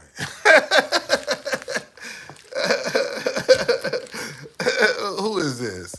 Who is this? You don't like your daughter's boyfriend. You know why? You don't like you know why? You know why you don't like your daughter's boyfriend? Cause you done dated that man. That's why you don't like him. You've dated that type of person before. You see the characteristics. You see the quality. That's why you don't like him. And unfortunately, you're too scared to sit down and tell your daughter, man, I done dated this type of person. Let me tell you what to expect. Let me prepare you for this. That's what you got to do. See, that's when you see something and you recognize the traits.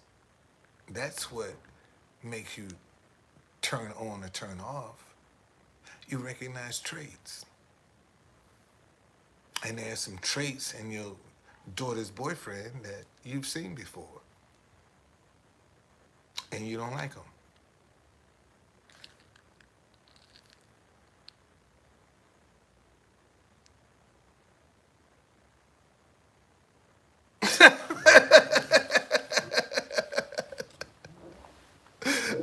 That's the best I can do for you.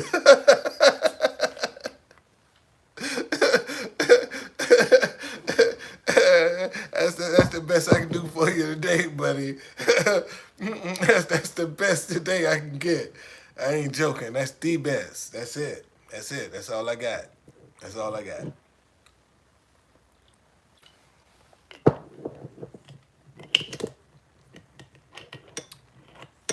Anybody else?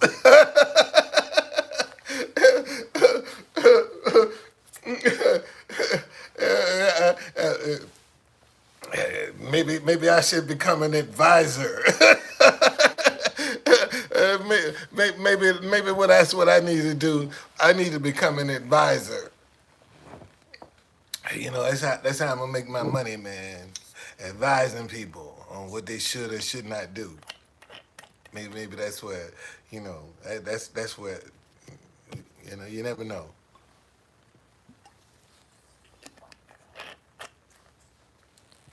But anyway,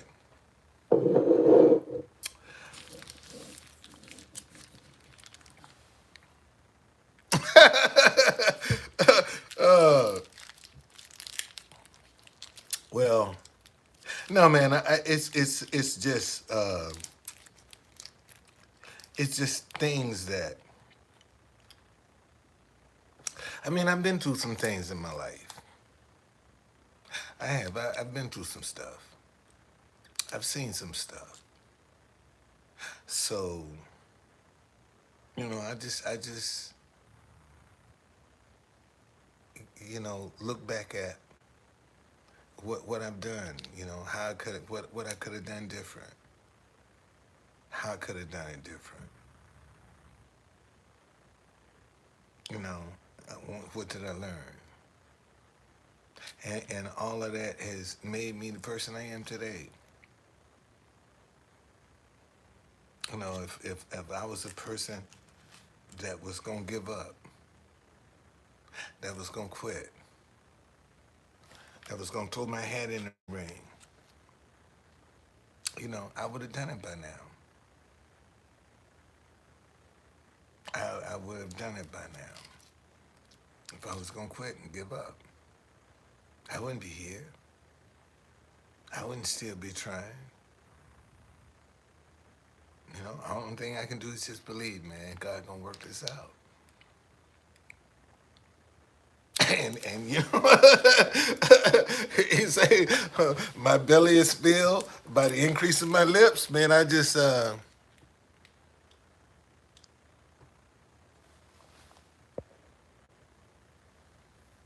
well, see, um,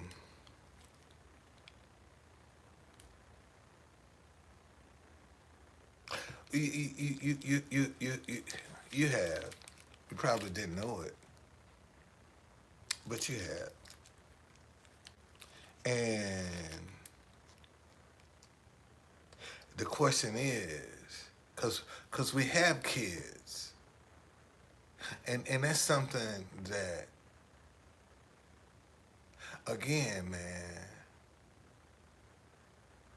when you're young and you in love, you do some dumb shit. And unfortunately, some of our kids are dumb and in love. And they do some dumb shit in love. Cause they in love. And you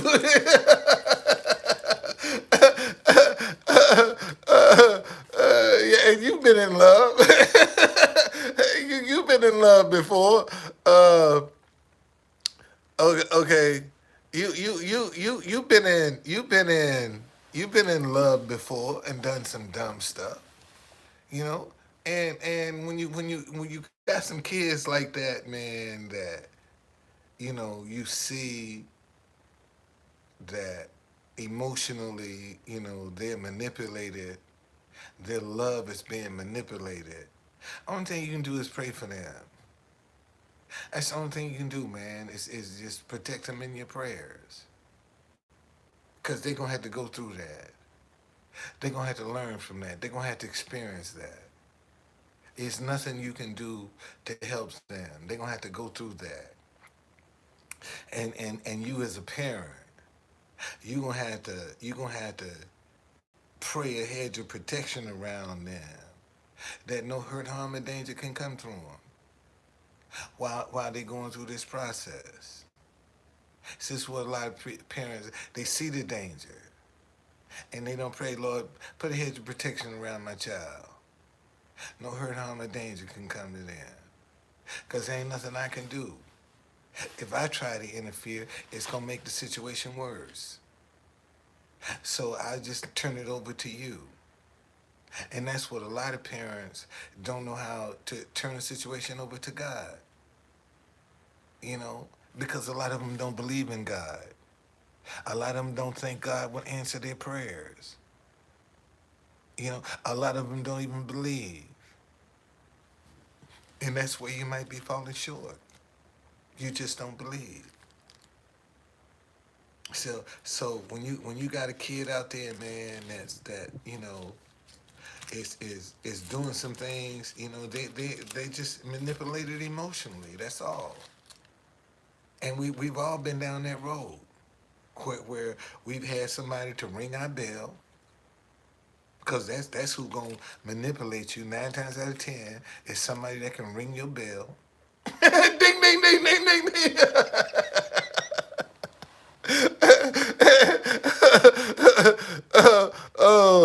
uh, okay, yeah, but see the reason she taking him back. He can ding ding ding ding ding ding ding ding ding ring her bell, buddy. He know how to ring the bell. That's all. That's all. He just ringing her bell. That's that. I'm telling you, man. When somebody can ring your bell, you do some stupid shit.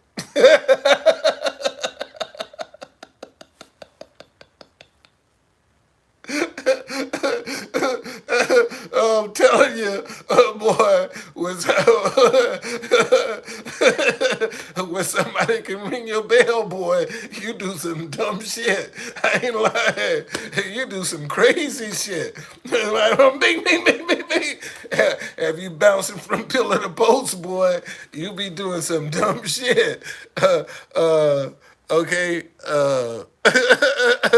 Hey, I'm telling you, he can ring a bell, man. That's just it. That's just it. And until she can control that emotion, until she can deal with it, she ain't gonna never be able to bring it under control. That's why so many women accept men back, even when they done wrong, cause that man can ring their bell. He know how to ring a bell, and that's just that simple. And it's men the same way, man. You got some women, man, that know how to ring a man's bell. She can do what she want to do, be who she want to be with, and he'll still take her back. That's how much they in love.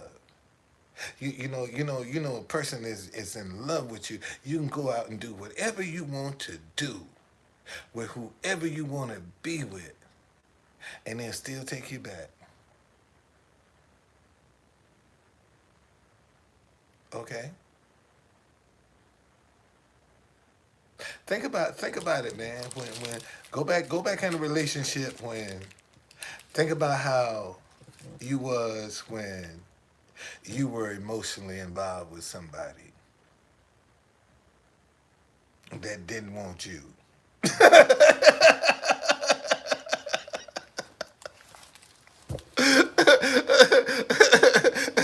Think about that. You ever been emotionally involved with somebody that didn't want you?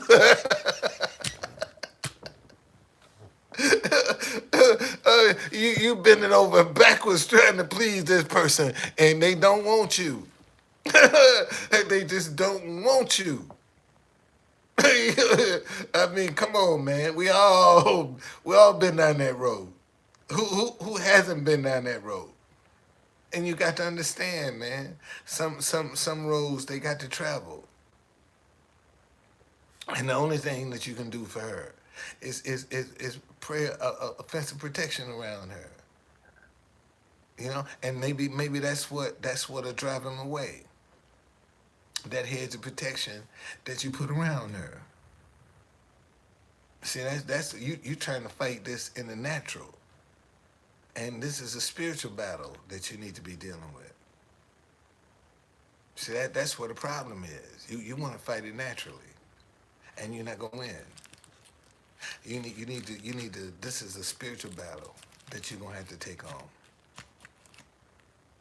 It's just that simple. You're in spiritual warfare for your child. Just that simple. And it's up to you about what you're gonna do. But it's a spiritual battle for your child. So anytime somebody trying to get them to be disrespectful, that's a spiritual battle, man. That's what that is. Okay? You're fighting a spiritual battle. So, and it goes to show you that the enemy is not afraid to come into your house. Not just at the door. Some of them are just come up on the front porch, but you got some jokers that ain't scared to come in your house, man. Straight up devil. And they ain't scared to come in your house at all. And will try to make a home.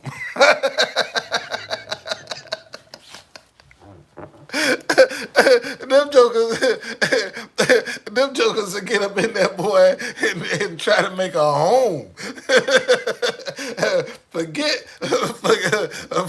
about visiting. Shoot, they come in, putting their bags down. So, mama, where my room?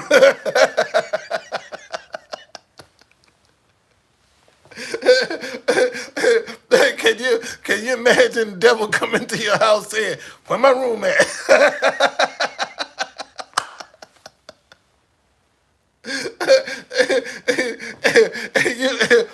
you got some families right now, boy, where devil got a room in the house. I'm laughing, you know. Listen, no, seriously. No, you got some families, man, where the devil has a room in the house. It's so much division and animosity.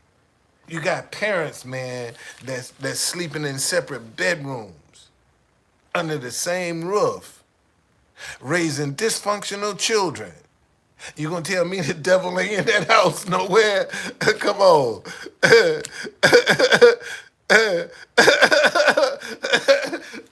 Serious. I'm serious. Think about it. Think about it, man. Think about it. It's so many families right now that's divided because the enemy is up in their house. The enemy is in their house. Got them not speaking to each other. Won't talk to each other. Won't trust each other. None of that. Okay.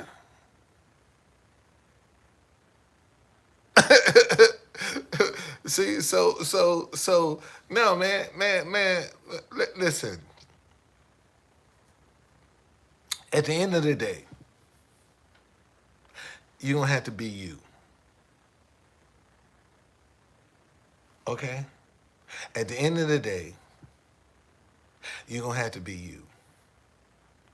And the you need to be is not who somebody else wants you to be. It's who you want to be. And that's what most people struggle with. The them they want to be. Because they're always trying to please. They're always trying to satisfy. They always bending over backwards, giving.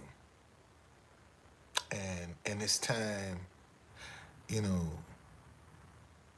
at some point, you're gonna have to put you first. Let me say that again. See, at some point, you're gonna have to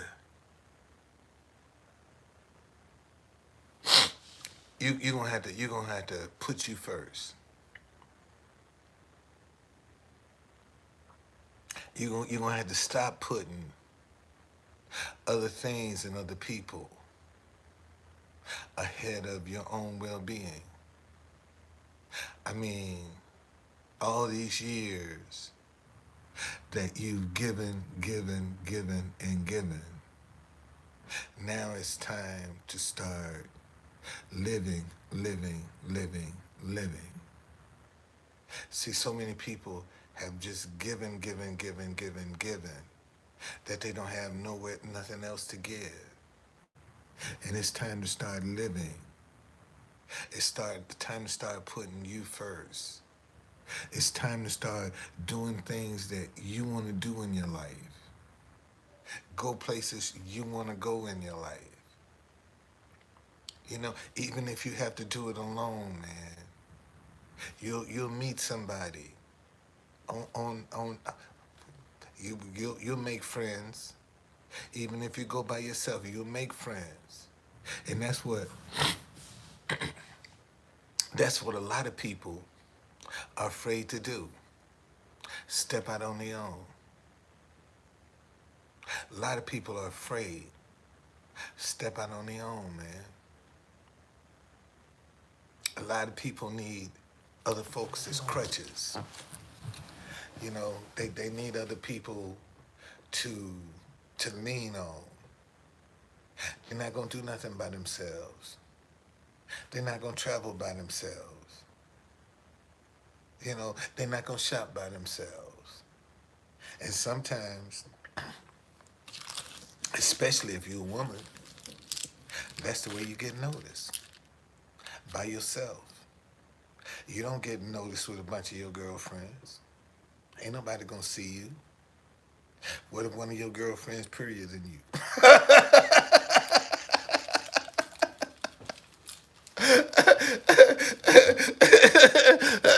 You run around with a bunch of women prettier than you. Shit, you need to be by yourself.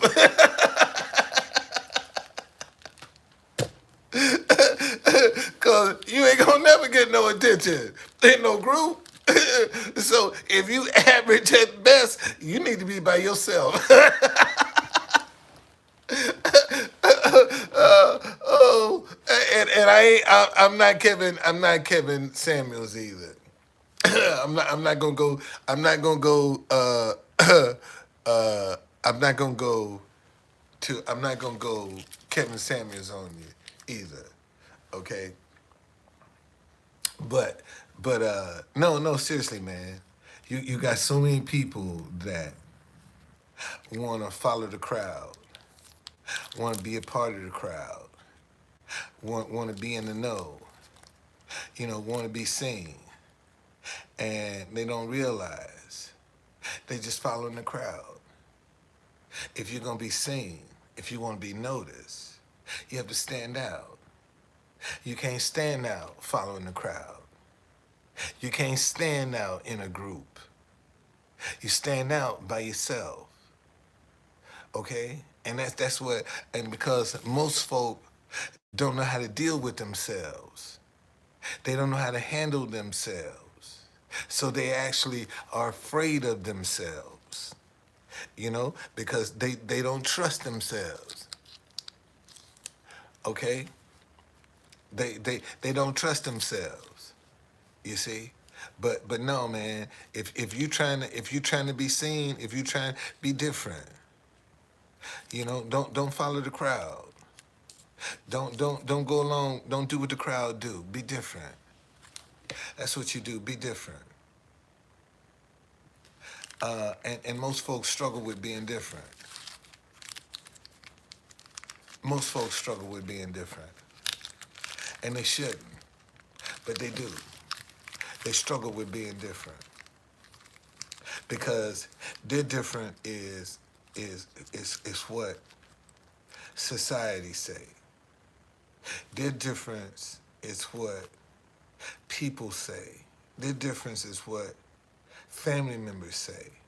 You see, so often we're swayed by what others say that we don't believe in ourselves.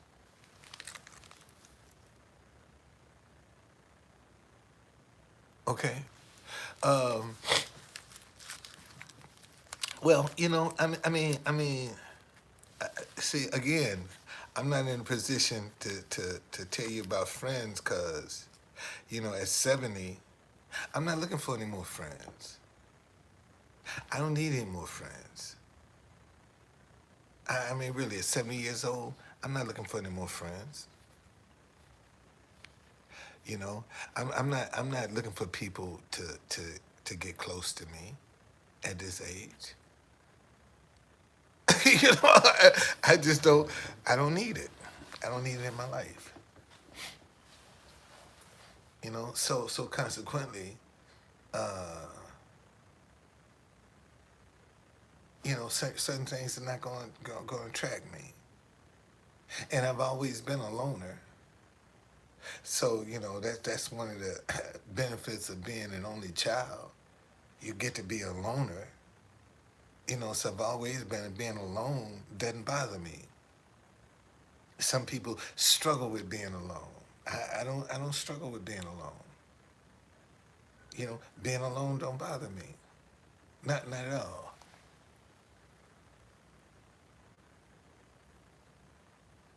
Well, listen. What I try to tell people, this could be worse. Man, I could have lost everything. I could have lost everything. It could have been worse. I couldn't even have the money to get a storage unit. Couldn't not have gotten a truck. There are a lot of things that could have happened, man. Where, I just didn't have the money. My car could have broke down.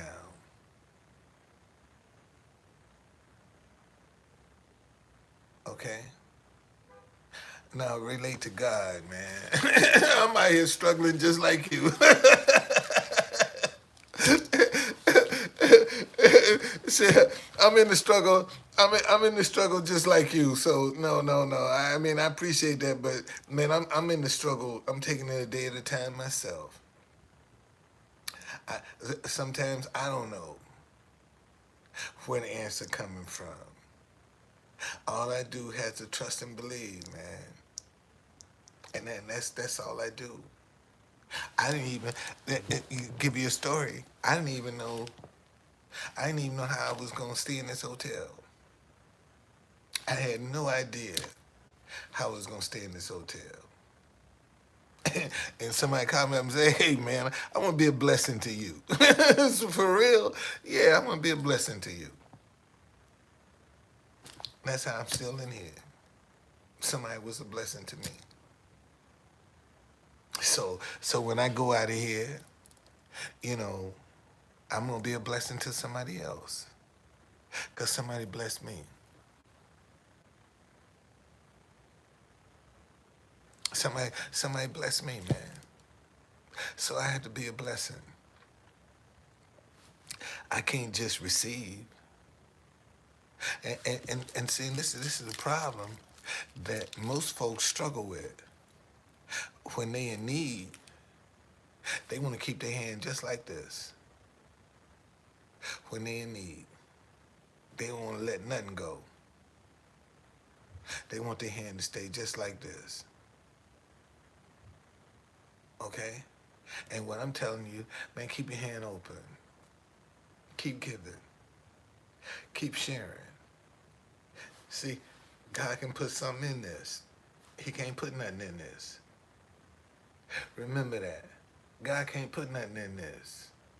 But when he can put something in this. He can put something in this. As long as you sharing, man, God can put something in this. Okay? And you got so many people running around just like this, holding on to what they got. The little bit of money they got. They don't want to let nothing go. You know, seriously. This see, I got $21 in my pocket. This how people hold on to their money, just like this right here, man. This how they got it in their hand. Whatever they got, this is what they holding on to. They ain't letting nothing go. And every time they get something, they hold on to it. But man, when you want to share it, when you giving it, see you're in a receiving position. Even when you're giving, you're in a receiving position. And this is what people don't understand. Every time you give, you're in a receiving position. You see, and unfortunately, you don't know where the receiving is going to come from. And that's what most people struggle with, is receiving. Most folk don't know how to receive, especially women. Women don't know how to receive. Most women don't know how to receive. You see, if you try to be kind to a woman, you know, they don't know how to receive.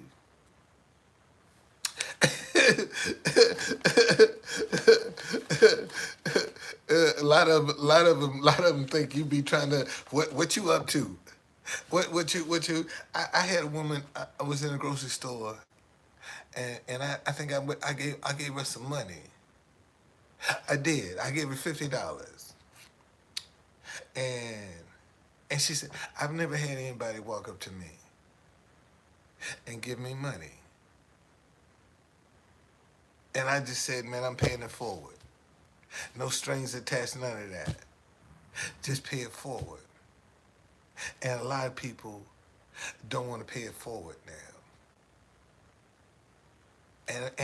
And these are the people that are in need. These are the people that are hurting. And they don't want to pay it forward. And those are the ones that should be. Man, if you're in need, if you want, and if you ain't got, share with what you have.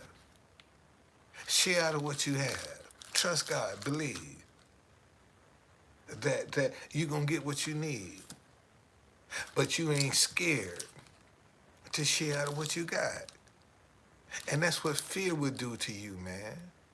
Fear would make you not want to share because you need. Fear would do that to you. Self-doubt would do that to you. Second guessing will do that to you.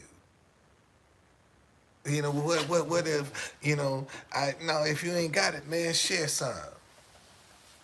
Share with somebody. If you ain't get, still share with somebody. And even when stuff go wrong, you still get caught by a hotel.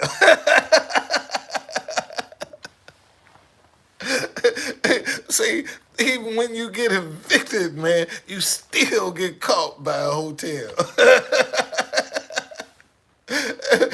You see, because you will give, man, and you will share. And that's what caught me. See, so a lot of these things you don't worry about. A lot of you don't worry about. Well, how you gonna get out here? I don't know. How long you gonna be here? I don't know. I have no idea. Whatever God is working on, let him work it. Let him work it. All I can do is just believe, man. It's gonna work out in my favor.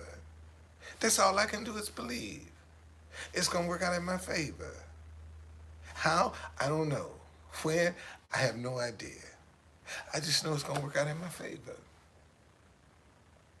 And that's what I stand on, man. And I get up every day because that could be the day. And I got to tell you, man, I was really, cause I don't do nothing on Saturday, and yesterday was the day I had to check out, and I was like, Lord, man, come on now, I can't be in my car Saturday. I was like, Lord, come on now, I can't be in my car Saturday. you know, I'm trying to serve you. I can't be in my car Saturday. And lo and behold, somebody called me up and say, hey, let me be a blessing to you. Okay? And here I am, man. On my Sabbath day. I ain't got to worry. Okay? I ain't sleeping in my car. And you think I ain't grateful? You think for 1 minute I'm not grateful? You think and I got people on here. If they wasn't blocked, shoot, they be wearing me out. You ain't in the car yet? You ain't in the caddy yet? You still in the hotel? Yeah, I'm still here. I'm still here. I'm still here. And I'm trying to show people in real time, man, when you're going through some stuff, when you experience some stuff, you still got to stay in brand. You still got to stay in the right mindset, regardless of what you're going through. And sometimes you're going to have some off days, man. It's okay to have an off day. See, this is what a lot of people need to stop beating themselves up about. Man, it's okay to have off days. It's okay. Sometimes, man, your off days are when you get your rest. Let me say that again. See, sometimes your off days are the days you need to say, shoot, let me lay in the bed. Shit. I don't feel like dealing with this crap today. Let me get some rest. And let me get some sleep. And rejuvenate your body, man. Instead of you sitting there worrying about what's going, man, get you some rest. So when that moment come where you need to, you got to go on limited rest. Your body is already rested. So now you can work it. See, you can strain it a little bit and not overload. A lot of people,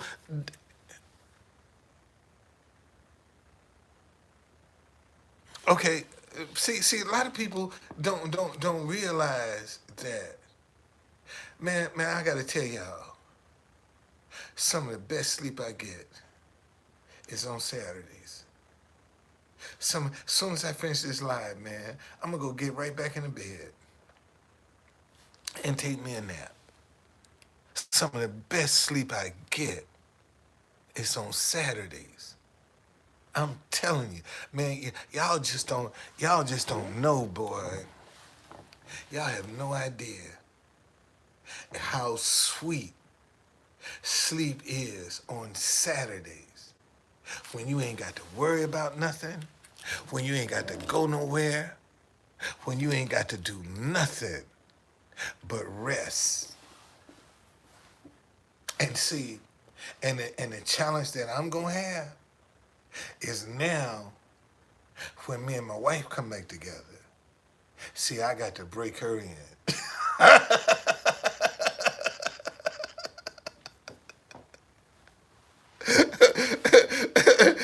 See, I'm gonna have to take her out of her Saturday routine and put her in my routine.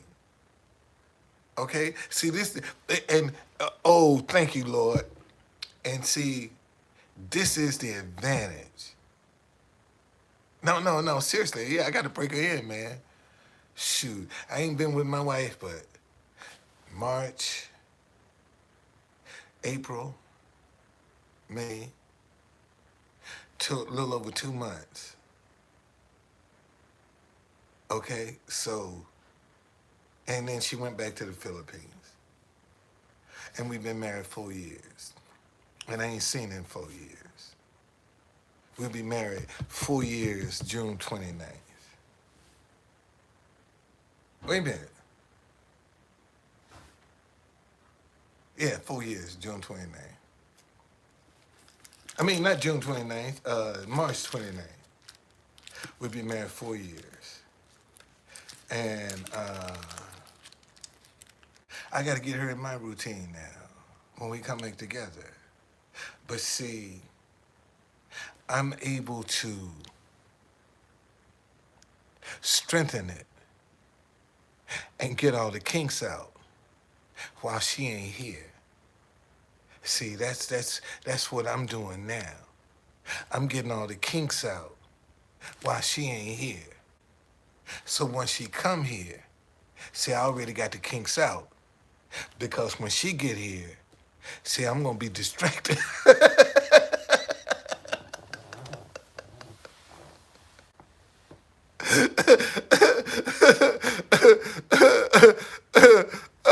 Okay, when when she comes, see, I'm gonna be distracted. See, I ain't gonna have I ain't gonna have see, I'm gonna have to go off memory.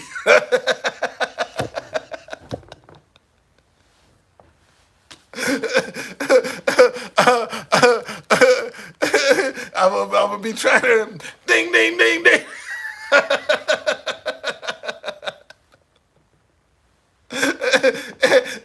Every chance I get, ding, ding, ding, ding, ding, ding. I'm gonna be ringing that bell, boy. Yes, sir. Oh, you wanna act like this here? Ding, ding, ding, ding, ding, ding. Make sure you don't act that way no more. Yeah. Uh, yeah, I got some bell ringing to do, buddy. Yes, I do. Yeah. I ain't gonna tell no lie. I got some bell ringing to do.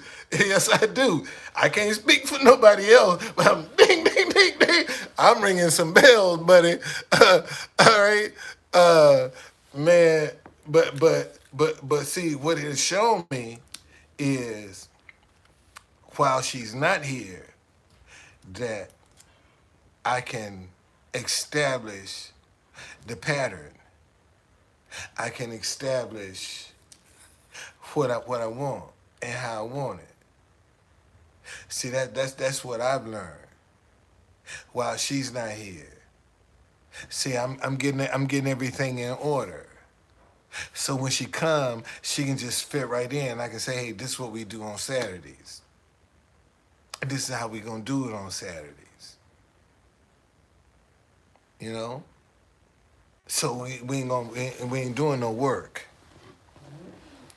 You know, we ain't doing no cooking and no cleaning and all that stuff. We ain't doing none of that. See, we're not gonna do that on Saturdays. We're gonna sit down and we're gonna enjoy each other and we're gonna enjoy God. See, so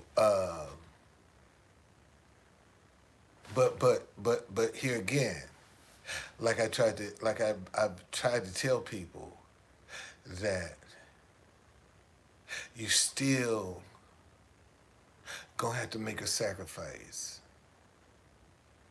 You still gonna have to give something up. And you're gonna get it back. But you're gonna have to let something go in the beginning. Okay? You're gonna have to let something go.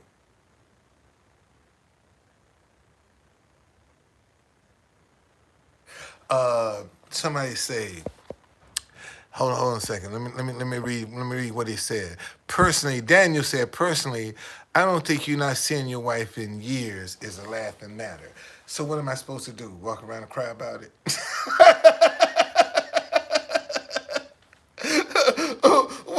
What am I supposed to do? Cry about it? What am I supposed to be unhappy? I'm supposed to walk around being miserable so if I don't laugh, what else you want me to do? If I ain't supposed to laugh at it, what else am I supposed to do? Huh? How you think I've been able to endure? How you think I've been able to endure these years, man? If I didn't laugh at it, if I didn't take it too serious, how you think I've been able to endure this? You think it's been easy on me? I mean, think about it.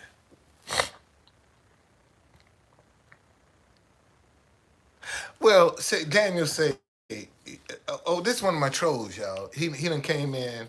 He done came in under something else. First of all, Daniel, why are you worried about my wife?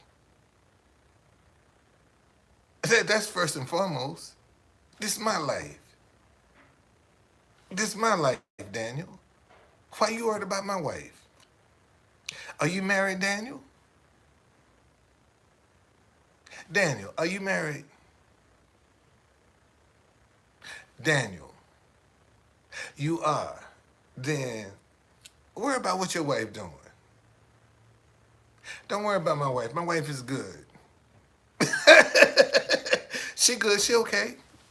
She okay. I got her remedy, Daniel. I got her remedy.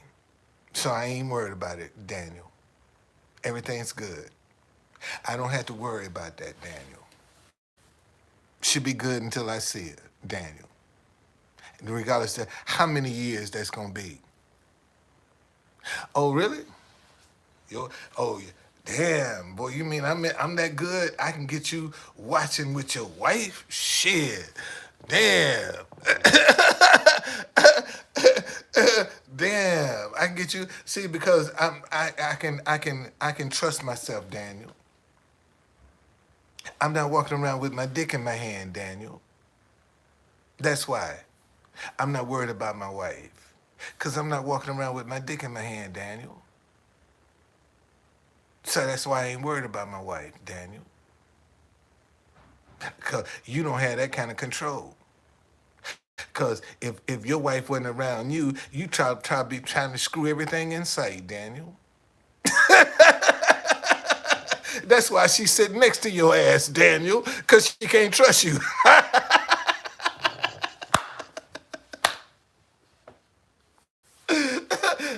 I don't want to start nothing between you two.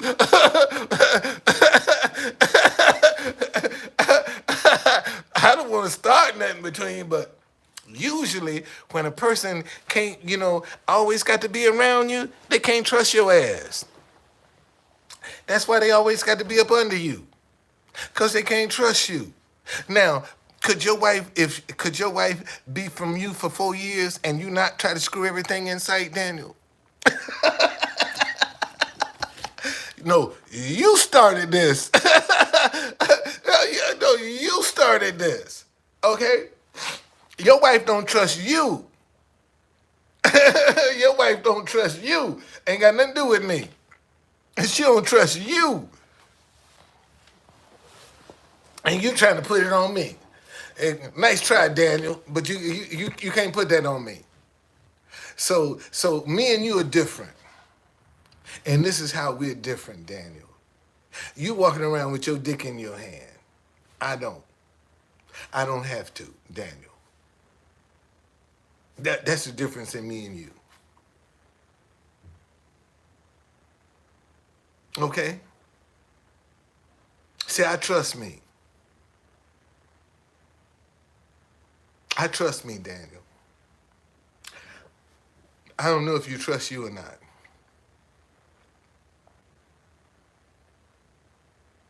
Oh, you don't know what you would do without your wife. Well, I can tell you what I did without mine was I tried to create a brand. That's what I did without my wife. I tried to create me a brand while she was away. That's what I did. I tried to create a brand. while my wife was away.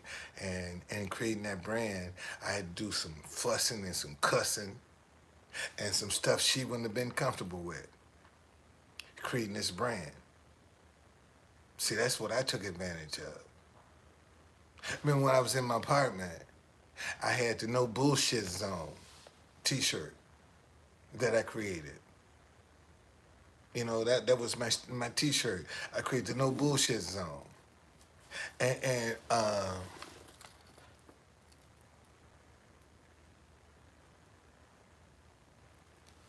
um, one day I zoomed.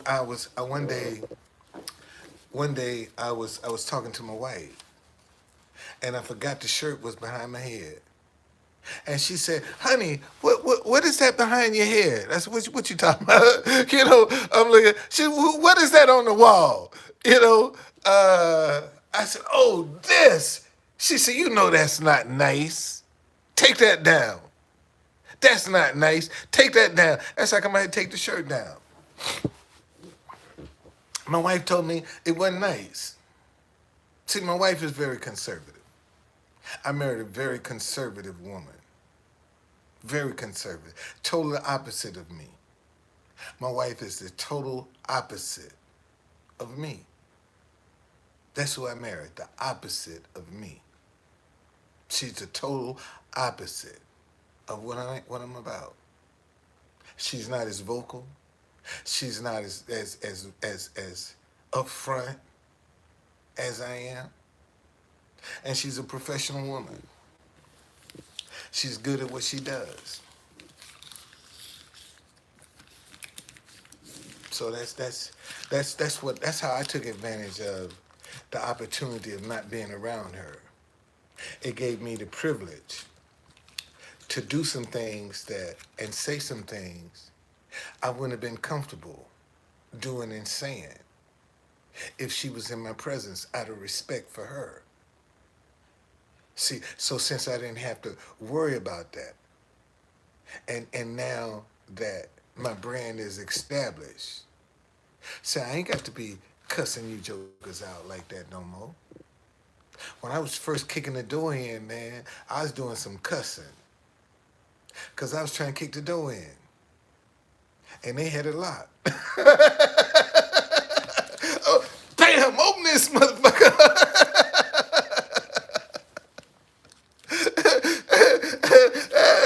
That's what I'm out there. I'm out there kicking on the door.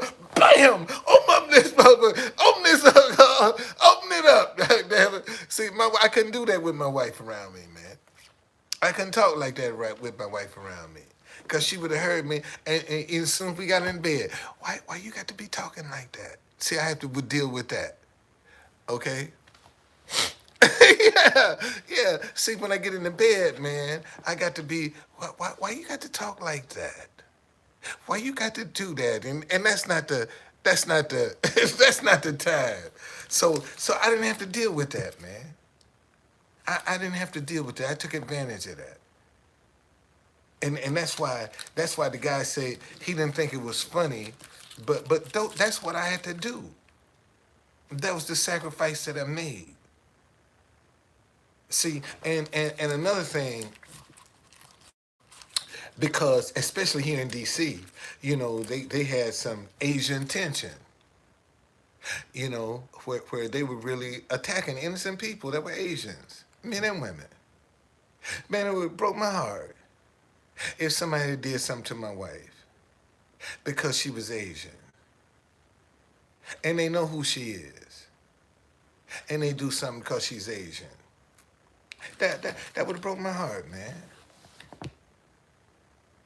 You know, so there are a lot of benefits came out of the 4 years that, you know, see, if it one thing, if I hadn't seen my wife in 4 years and I didn't develop a brand, I even developed my dinnerware line while my wife was away.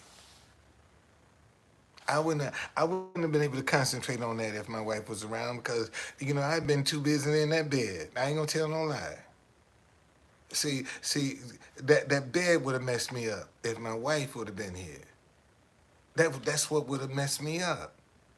That's why I wouldn't have been as creative, because I would have been in that bed. See, but God took that away. And now, when I get it back this time, see, I'll be debt free. I ain't got to get out, because the money coming in, I'll be debt free. I'll be debt free this time, buddy. Yes, sir, buddy. And I can stay in there as long as I want. Long as I want, because the money coming in. As long as I want, because the money coming in. See, and I ain't got to experience that with no strange woman. See, that's what a lot of the mistake a lot of these young boys are making. They come out here and get a little taste of success, and the first thing they want to do is experience that success with a strange woman instead of going to their spouse, instead of going to their wife, giving them that first experience. Why, if I'm successful, how come I can't get whatever intimate feeling that I had? Why can't I get that to my wife first? Think about that for a minute. Wouldn't I be a low SOB, a son of a bitch, for my wife to put up with me for 4 years, being separated, then I become successful, and once I become successful, I go out here and screw somebody else before I screw her. Wouldn't that be some dumb shit? That would be dumb. Now, that would be absolutely dumb. You know, I can't wait. I can't wait to get to her. I got to go and give my energy to somebody else that I don't even know, that I don't even know them like that. See, because let's face it, let's be honest with you. If you famous, if you famous, any attractions that you have is gonna be about sex. Let's just be real about this. If you famous and you married, the only thing that's going to attract you and another person is sex. Now, am I lying? Am I lying? That's the only thing that can attract you. Because you ain't got the money that they got. They got more money than you. So the only thing that they can get you with is sex. Okay? That's the only thing they can get you with is sex. Because you got money.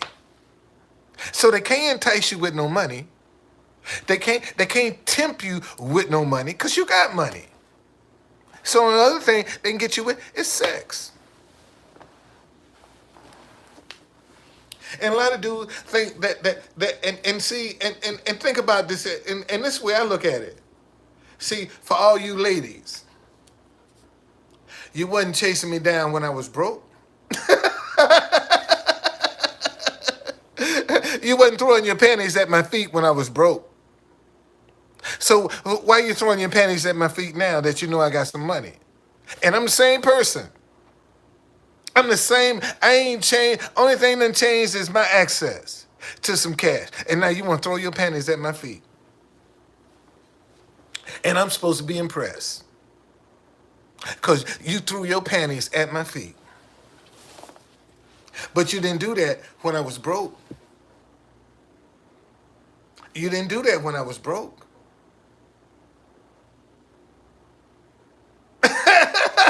I wasn't, I wasn't cute when I was broke. No, I wasn't none of that when I was broke. I wasn't none of that when I was broke. All of a sudden now, I've been going to this restaurant for years. And you don't ignore it. Now you know who I am, and now you're impressed. Now I'm supposed to get all excited. True conductor. I've been the same person. Okay? I've been the same person. I've been the same person. When I was broke, you paid me no mind. When I get some money, treat me the same way you treated me when I was broke. That's it. And we'll get along just fine. See, when I get some money, treat me the same way you did when I was broke. When I was broke, I could walk in the neighborhood and you wouldn't mess with me. Treat me the same way. You know I got some money, treat me like I was broke. Treat me like I was broke, buddy. Because that's what I'm going to tell you. When I was broke, you wasn't running up on me asking me for no autograph. When I was broke, you wasn't disturbing me when I'm sitting down with my wife trying to enjoy my dinner. Okay? You wasn't running over to me then. Why all of a sudden now that you know I got money and you want to start running over to me? And you think I don't see that fake shit. You think I can't sniff that out. You think I'm supposed to be impressed because you want to.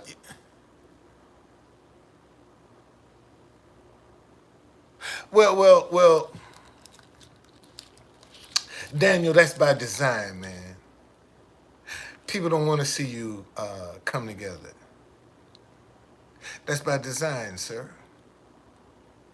Because the minute people start uniting, then they're going to stop being foolish with their money. See, the minute people start coming together, they're going to stop being foolish with their money. They're going to become responsible.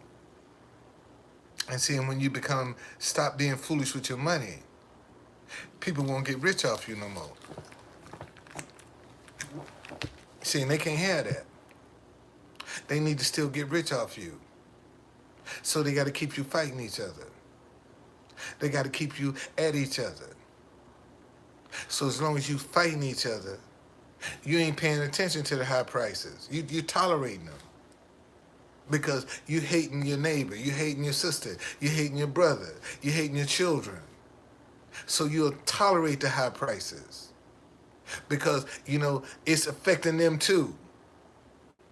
As long as they hurting, you good because you can afford it. But you don't care. Let them high prices kick their ass. They should get their ass kicked. And that's your family. And that's how you feel, man. That's how the system done turn you against your own family.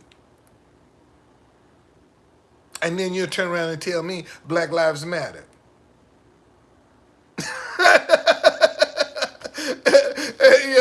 You'll turn around after you done dog your family. You'll turn around and tell me Black Lives Matter. Really? But your family lives don't matter. See, and half of the people you got running around here that's talking about Black Lives Matter, their families are jacked up. Their families are jacked up. That's why they protesting, because their family jacked up. And we still paying the same highest gas prices, highest grocery prices. We still paying them. Man, this thing here done went from 318 right here. I used to get these for about $3.15 right here from Aldi's, and now they over $3.50. They used to be $3.15 just 2-3 months ago, and now they're at $3.58. $3.58. And if you go in Whole Foods, they're $4. All right now. That's how much they done went up. But we still fighting each other. This is a kombucha. That's all this is.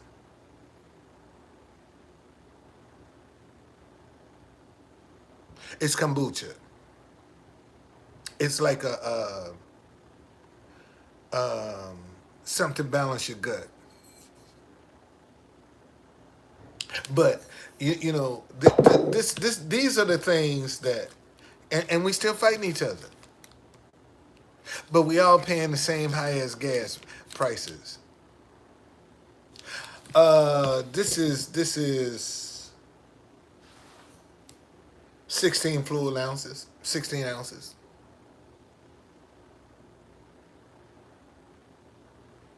Yeah. But see, you got to you have to. Here's the problem.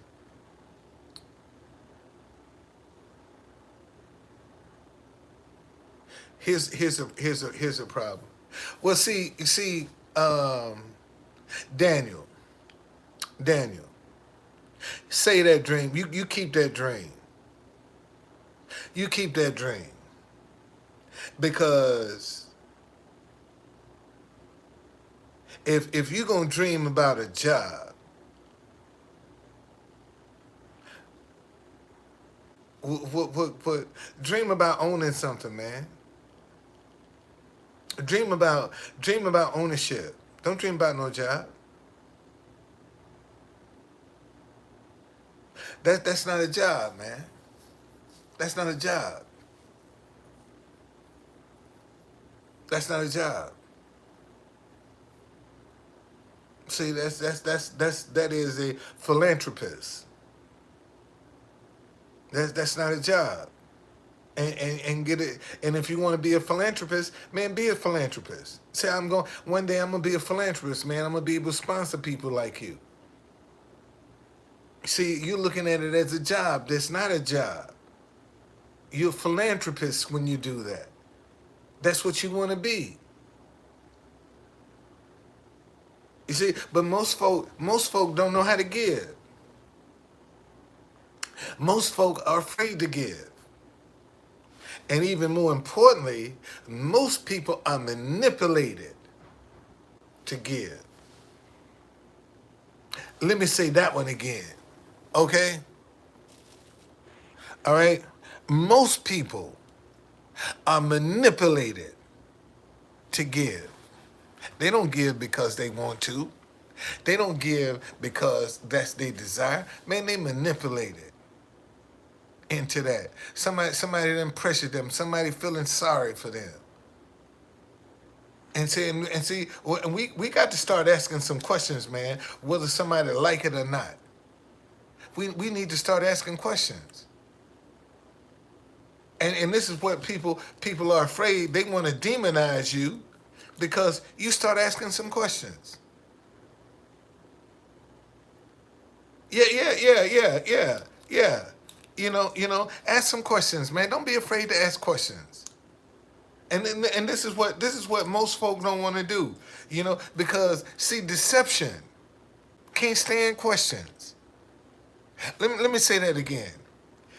This is what I done learned in my 70 years of being on this earth. Deception can't stand no questions. Man, anytime you start questioning deception, it's gonna get impatient with you. It's gonna get real impatient real quick.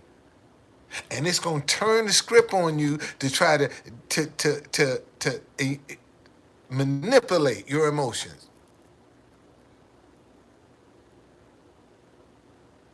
No problem. Okay? So that's what you need to do. You need to just start asking questions now. Cause see, you're gonna have a lot of people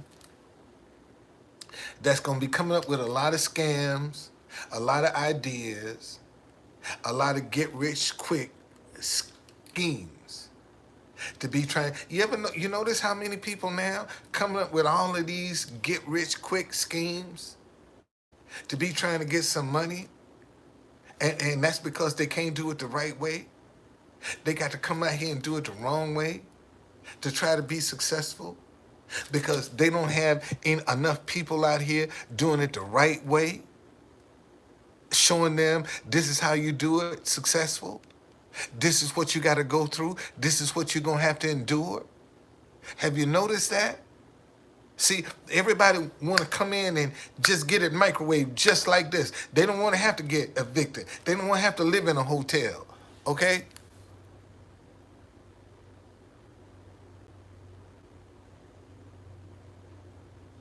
Well, see, See, here again,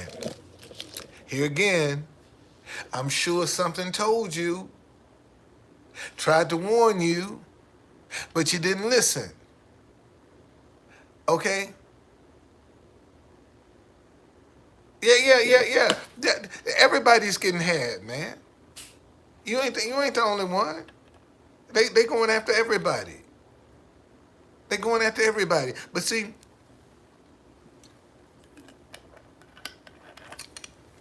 what I'm trying to tell people is this: when you start trusting, you did see, there you go, there you go, there you go. So you can't be mad. See, that was the problem. You wanted it bad.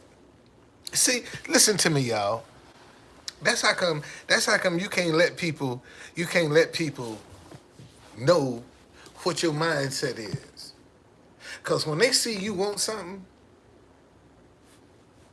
man, they gonna do everything they can to try to milk you for what they can get. Cause they know you desperate. Okay? That's something that you don't do. Okay? It's something that you don't do. Out of desperation. See, and I'm glad you said that. Because this is one thing people need to stop doing is making decisions out of desperation.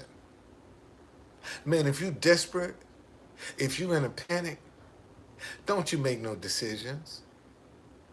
Don't be trying to make no decision when you desperate, when you in need, when you in panic. Cause every decision you gonna make is gonna backfire on your ass. Let me say that shit again. Don't if you in need, if you're in panic, if your back is up against the wall, don't make no decisions. Cause every decision you make is gonna come back and bite you in your ass. Okay? And that bite is gonna be worse.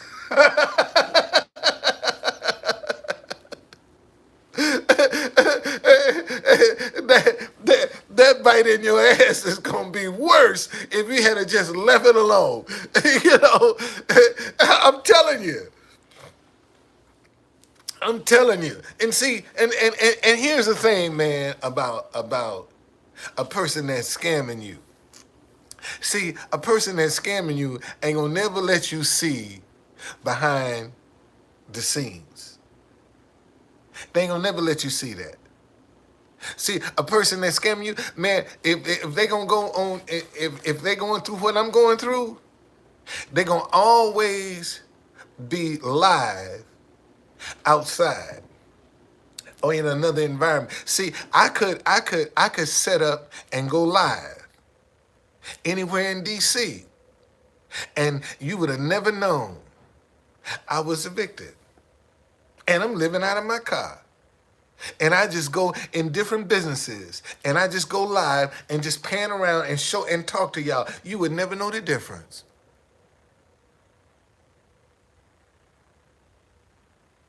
Okay? You never know.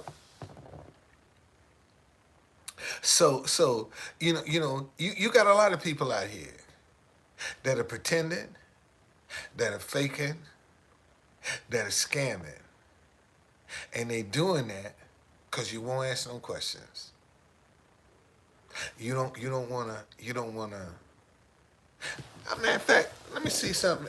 I showed that. I read that. Just read that today.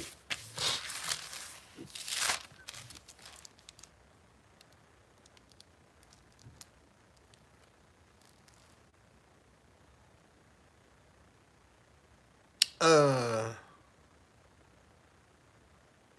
Let me see here.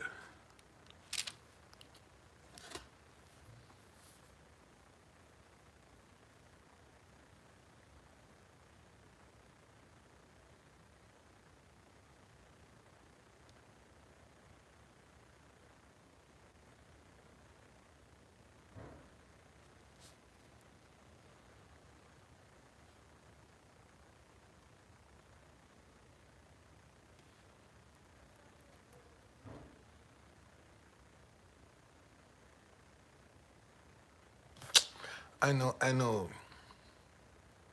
I got it. Um, I love Proverbs, man. I really do. Um, I like Proverbs, and because it tells you um, how to live. It tells you how to live. It's a lifestyle, and if you and see this is the problem with the body of Christ. They hung up on a person and not realizing that person is a lifestyle that you criticizing. You looking at it as a person. Everybody have a nickname. Everybody, everybody walking got more than one nickname. Think about think about that. Everybody walking got more than one nickname.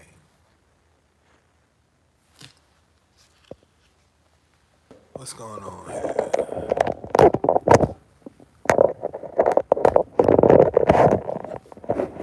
I don't know why my battery is it's not working. Okay, let me see if it's working in this phone. Hold on a second. Hold on.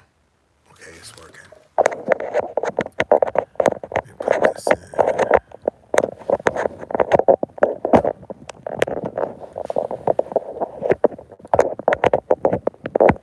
See,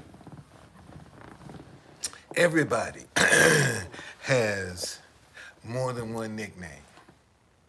You got more than one nickname. And you the same person. So, could Jesus have more than one nickname?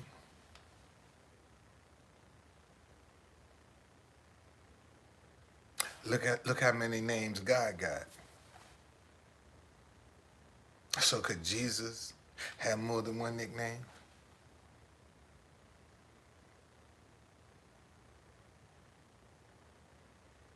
You got more than one nickname. How come Jesus can't have more than one nickname? It's the same person. Some people call me Truth Conductor. Some people call me Top Hat. That was my nickname in Metro. Some people call me DC Don. Some people call me TC. Some people call me Don. Some people call me Donnie. I'm all the same person. And I answer to all of those names. So is it possible that Jesus could have more than one nickname? Is that possible? Is that possible? All you Christians out there, is it possible Jesus could have more than one nickname? Okay, and you call me the man, you see? And there's another nickname. Okay, so if that's possible, then it's got to be a lifestyle that we're supposed to follow. If he got more than one nickname, so there's got to be a lifestyle. That's the common denominator to all of those names. There's got to be a lifestyle to that. And if you go back and if you look at your Bible and you start comparing all of the other Bibles, you see they're basically the same stories. They're just different names. So that tells you that's a lifestyle that you should be living. Okay? And if you're a good person, you're going to live a certain lifestyle. You're going to have certain habits. You're going to have certain traits. And most of the time, man, we don't want to look at the traits of people. We don't want to look. We ignore their habits because we get caught up in what they're talking about and what they're saying. We ain't looking at how they living and what they doing because we're so caught up in the glamour. And that's how people are getting caught. That's how people are getting discouraged. That's how people are getting had. Because they get caught in the glamour. They don't ask enough questions.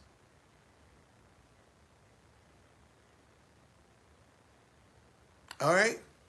Hey man, thank y'all for joining me. I appreciate it very much. You know, I'm grateful because I could be on here talking to myself. At least I got some people that are faithful that'll listen to me. I could be talking to myself, man, getting discouraged. You know, look how easy it is to discourage people now that are trying to do right.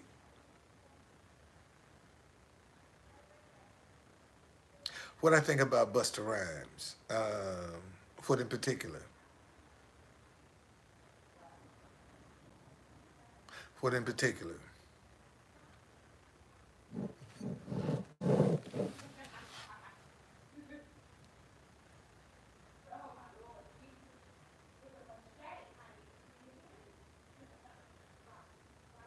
What in particular about Busta Rhymes?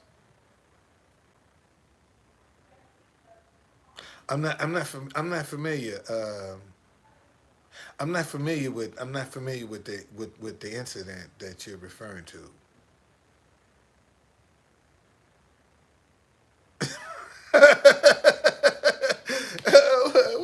Well, if you know, listen, then you know, it's at the end of the day, man. When you close your eyes, that's what you're gonna have to deal with. That's all I can say. At the end of the day, believe what you want to believe, man. You the one that's gonna have to deal with that when you close your eyes, not me. Not me. You gonna have to deal with that. I ain't got nothing to do with that. You know, I don't have no opinion whether it's a man or a woman. It's about right or wrong for me. Whether you're a man or a woman, it's a right or wrong. And that's what we got to get back to, right and wrong, man. Right is right and wrong is wrong. Right now, right is wrong and wrong is right. And we got to get back to right is right and wrong is wrong. And the way we do that is you say what you mean and mean what you say. It's just as simple as that. And if we can get people back to that point, man, say what you mean and mean what you say.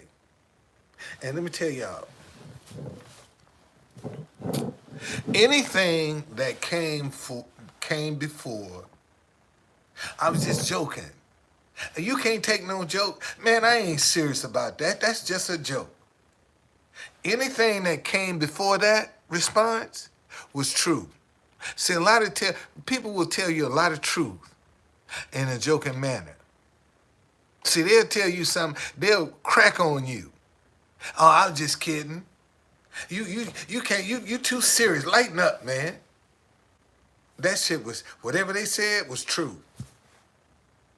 They throwing you off by telling you to lighten up, that it's just a joke, that they didn't mean it. But see, when shit hit the fan, that's the first thing they gonna throw up in your face. The very thing they told you to lighten up about, the very thing that they said they was joking about is the first thing they gonna throw up in your face when they have a disagreement. Now tell me I'm lying. Tell me I'm lying. That's the first thing they gonna throw up in your face. You see, and when a person got an ulterior motive about what they trying to do, man, they always gonna throw some shit up in your face. They always gonna remind you of some stuff. Always gonna remind you, man, to keep you beholden to what they doing. And I mean, yeah, no, I'm not familiar with St. Mary. Yeah, I'm familiar with St. Mary. No, Mary, I don't know about. Well, thank you.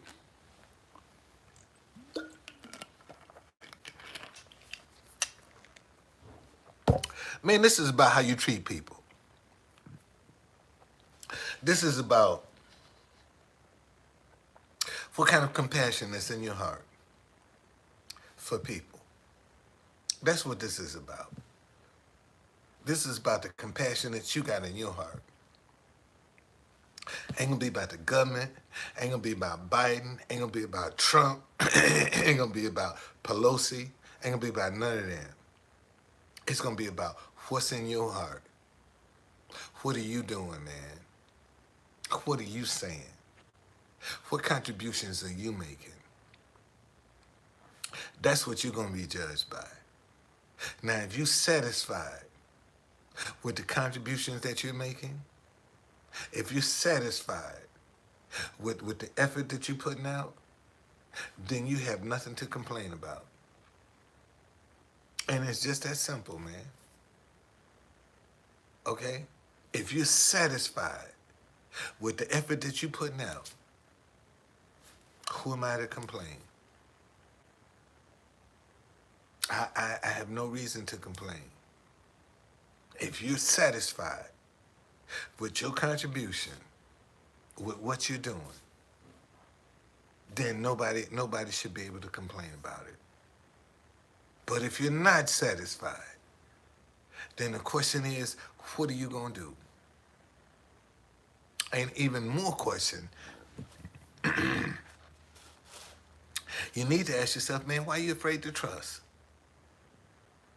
That's what a lot of people need to be asking themselves. Man, why am I afraid to trust? Why I don't want to believe? A lot of y'all need to ask yourself that question. Why am I so afraid to trust? And that's the problem you have right now. A lot of people just afraid to trust. They don't want to believe. They don't want to be disappointed.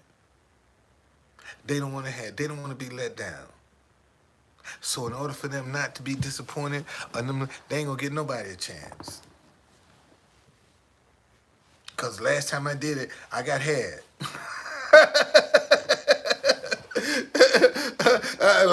Last time I did it, man, I got took. I got taken advantage of.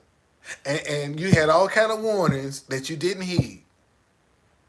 But you still wanna lay blame that you got had when you didn't heed the warning. And all you had to do was heed the warning. And you didn't heed the warning. But now you want to penalize everybody because you didn't heed the warning. Is that fair? I mean, think about that. Is that fair? No, it's not. What time is it? 3:00. But these are the kind of things we got to deal with, man. We gonna have to deal with this, and I'm really upset about us paying pensions in Ukraine when we got issues with homelessness right here in America that money could be going to. And you talking about you gonna pay somebody's pension in Ukraine? Why are you so beholden to Ukraine, Joe Biden? That's my question. Why are you so beholden to Ukraine? Why are you bending over backwards to Ukraine? Could it be because of your son? Could they have some information on your son that they blackmailing the president with? Since you gonna get them pensions? Sound like to me you being blackmailed, man. And somebody need to get to the bottom of that. Somebody need to get to the bottom. Homelessness is out of control in America. You ain't addressing that. You ain't addressing the border. But you can turn around, you done gave billions of dollars to Ukraine. And now you're gonna turn around and pay pensions too? Damn, that ain't no grease. You just going up at us without the grease, man. And you ain't even using Vaseline. And that's how raw we're being treated, man. They won't even use Vaseline on us. To take it. I mean, that's just raw. And people sit back and won't say a word. People don't even they ain't even upset. Come on, man. We got homelessness that we can be dealing with. That money could be going to. And you talking about you gonna pay somebody's pension in Ukraine? Somebody being blackmailed, man. Somebody being blackmailed.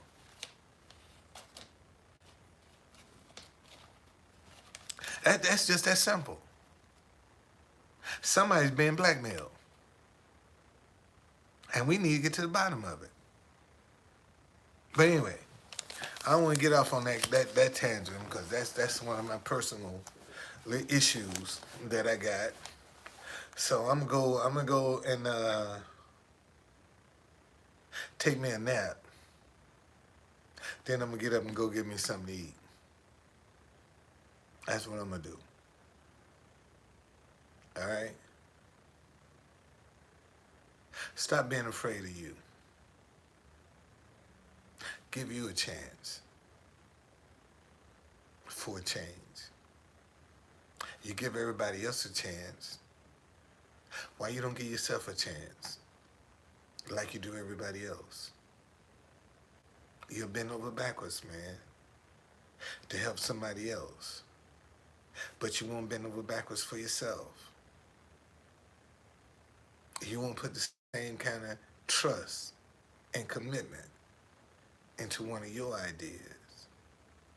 But you'll go gung-ho on somebody else's idea.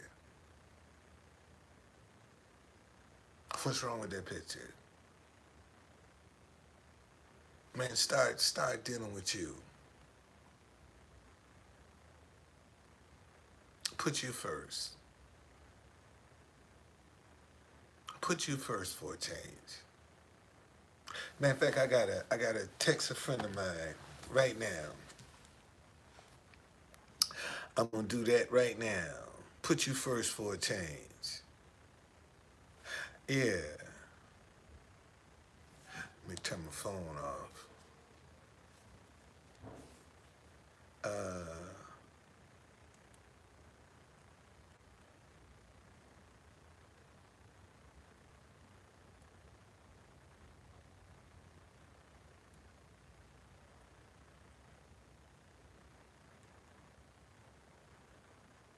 Yeah, they need to hear that. There you go. I just sent that text out. Put you first for a change. Cause you got some people that need to do that, man. They need to do that. They need to stop, putting everybody else, letting everybody else be in front of them. You know, you got some folks that live off of being people pleasers. Let me say that again. See, you got some people that live off of being people pleasers. That's how they live their life, pleasing others. That's what they good at, man, pleasing others. They'll neglect themselves to please others. Some of y'all probably like that. You'll let yourself go to shit just to please somebody else. And 9 times out of 10, they don't even give him that. They take you for granted. that person you trying to please and you trying to impress, they take you for granted. Don't have no appreciation whatsoever of what you're trying to contribute, what you're trying to do. Man, in fact, they look at you as suspicious, like what you up to, and you trying to treat them nice. and they want to know what you up to. That's how disgusting we've become as people. You can't even be nice to folk no more, man, unless they want to know what you up to, what you trying to do. Anyway, man, let me go. I'll see y'all later.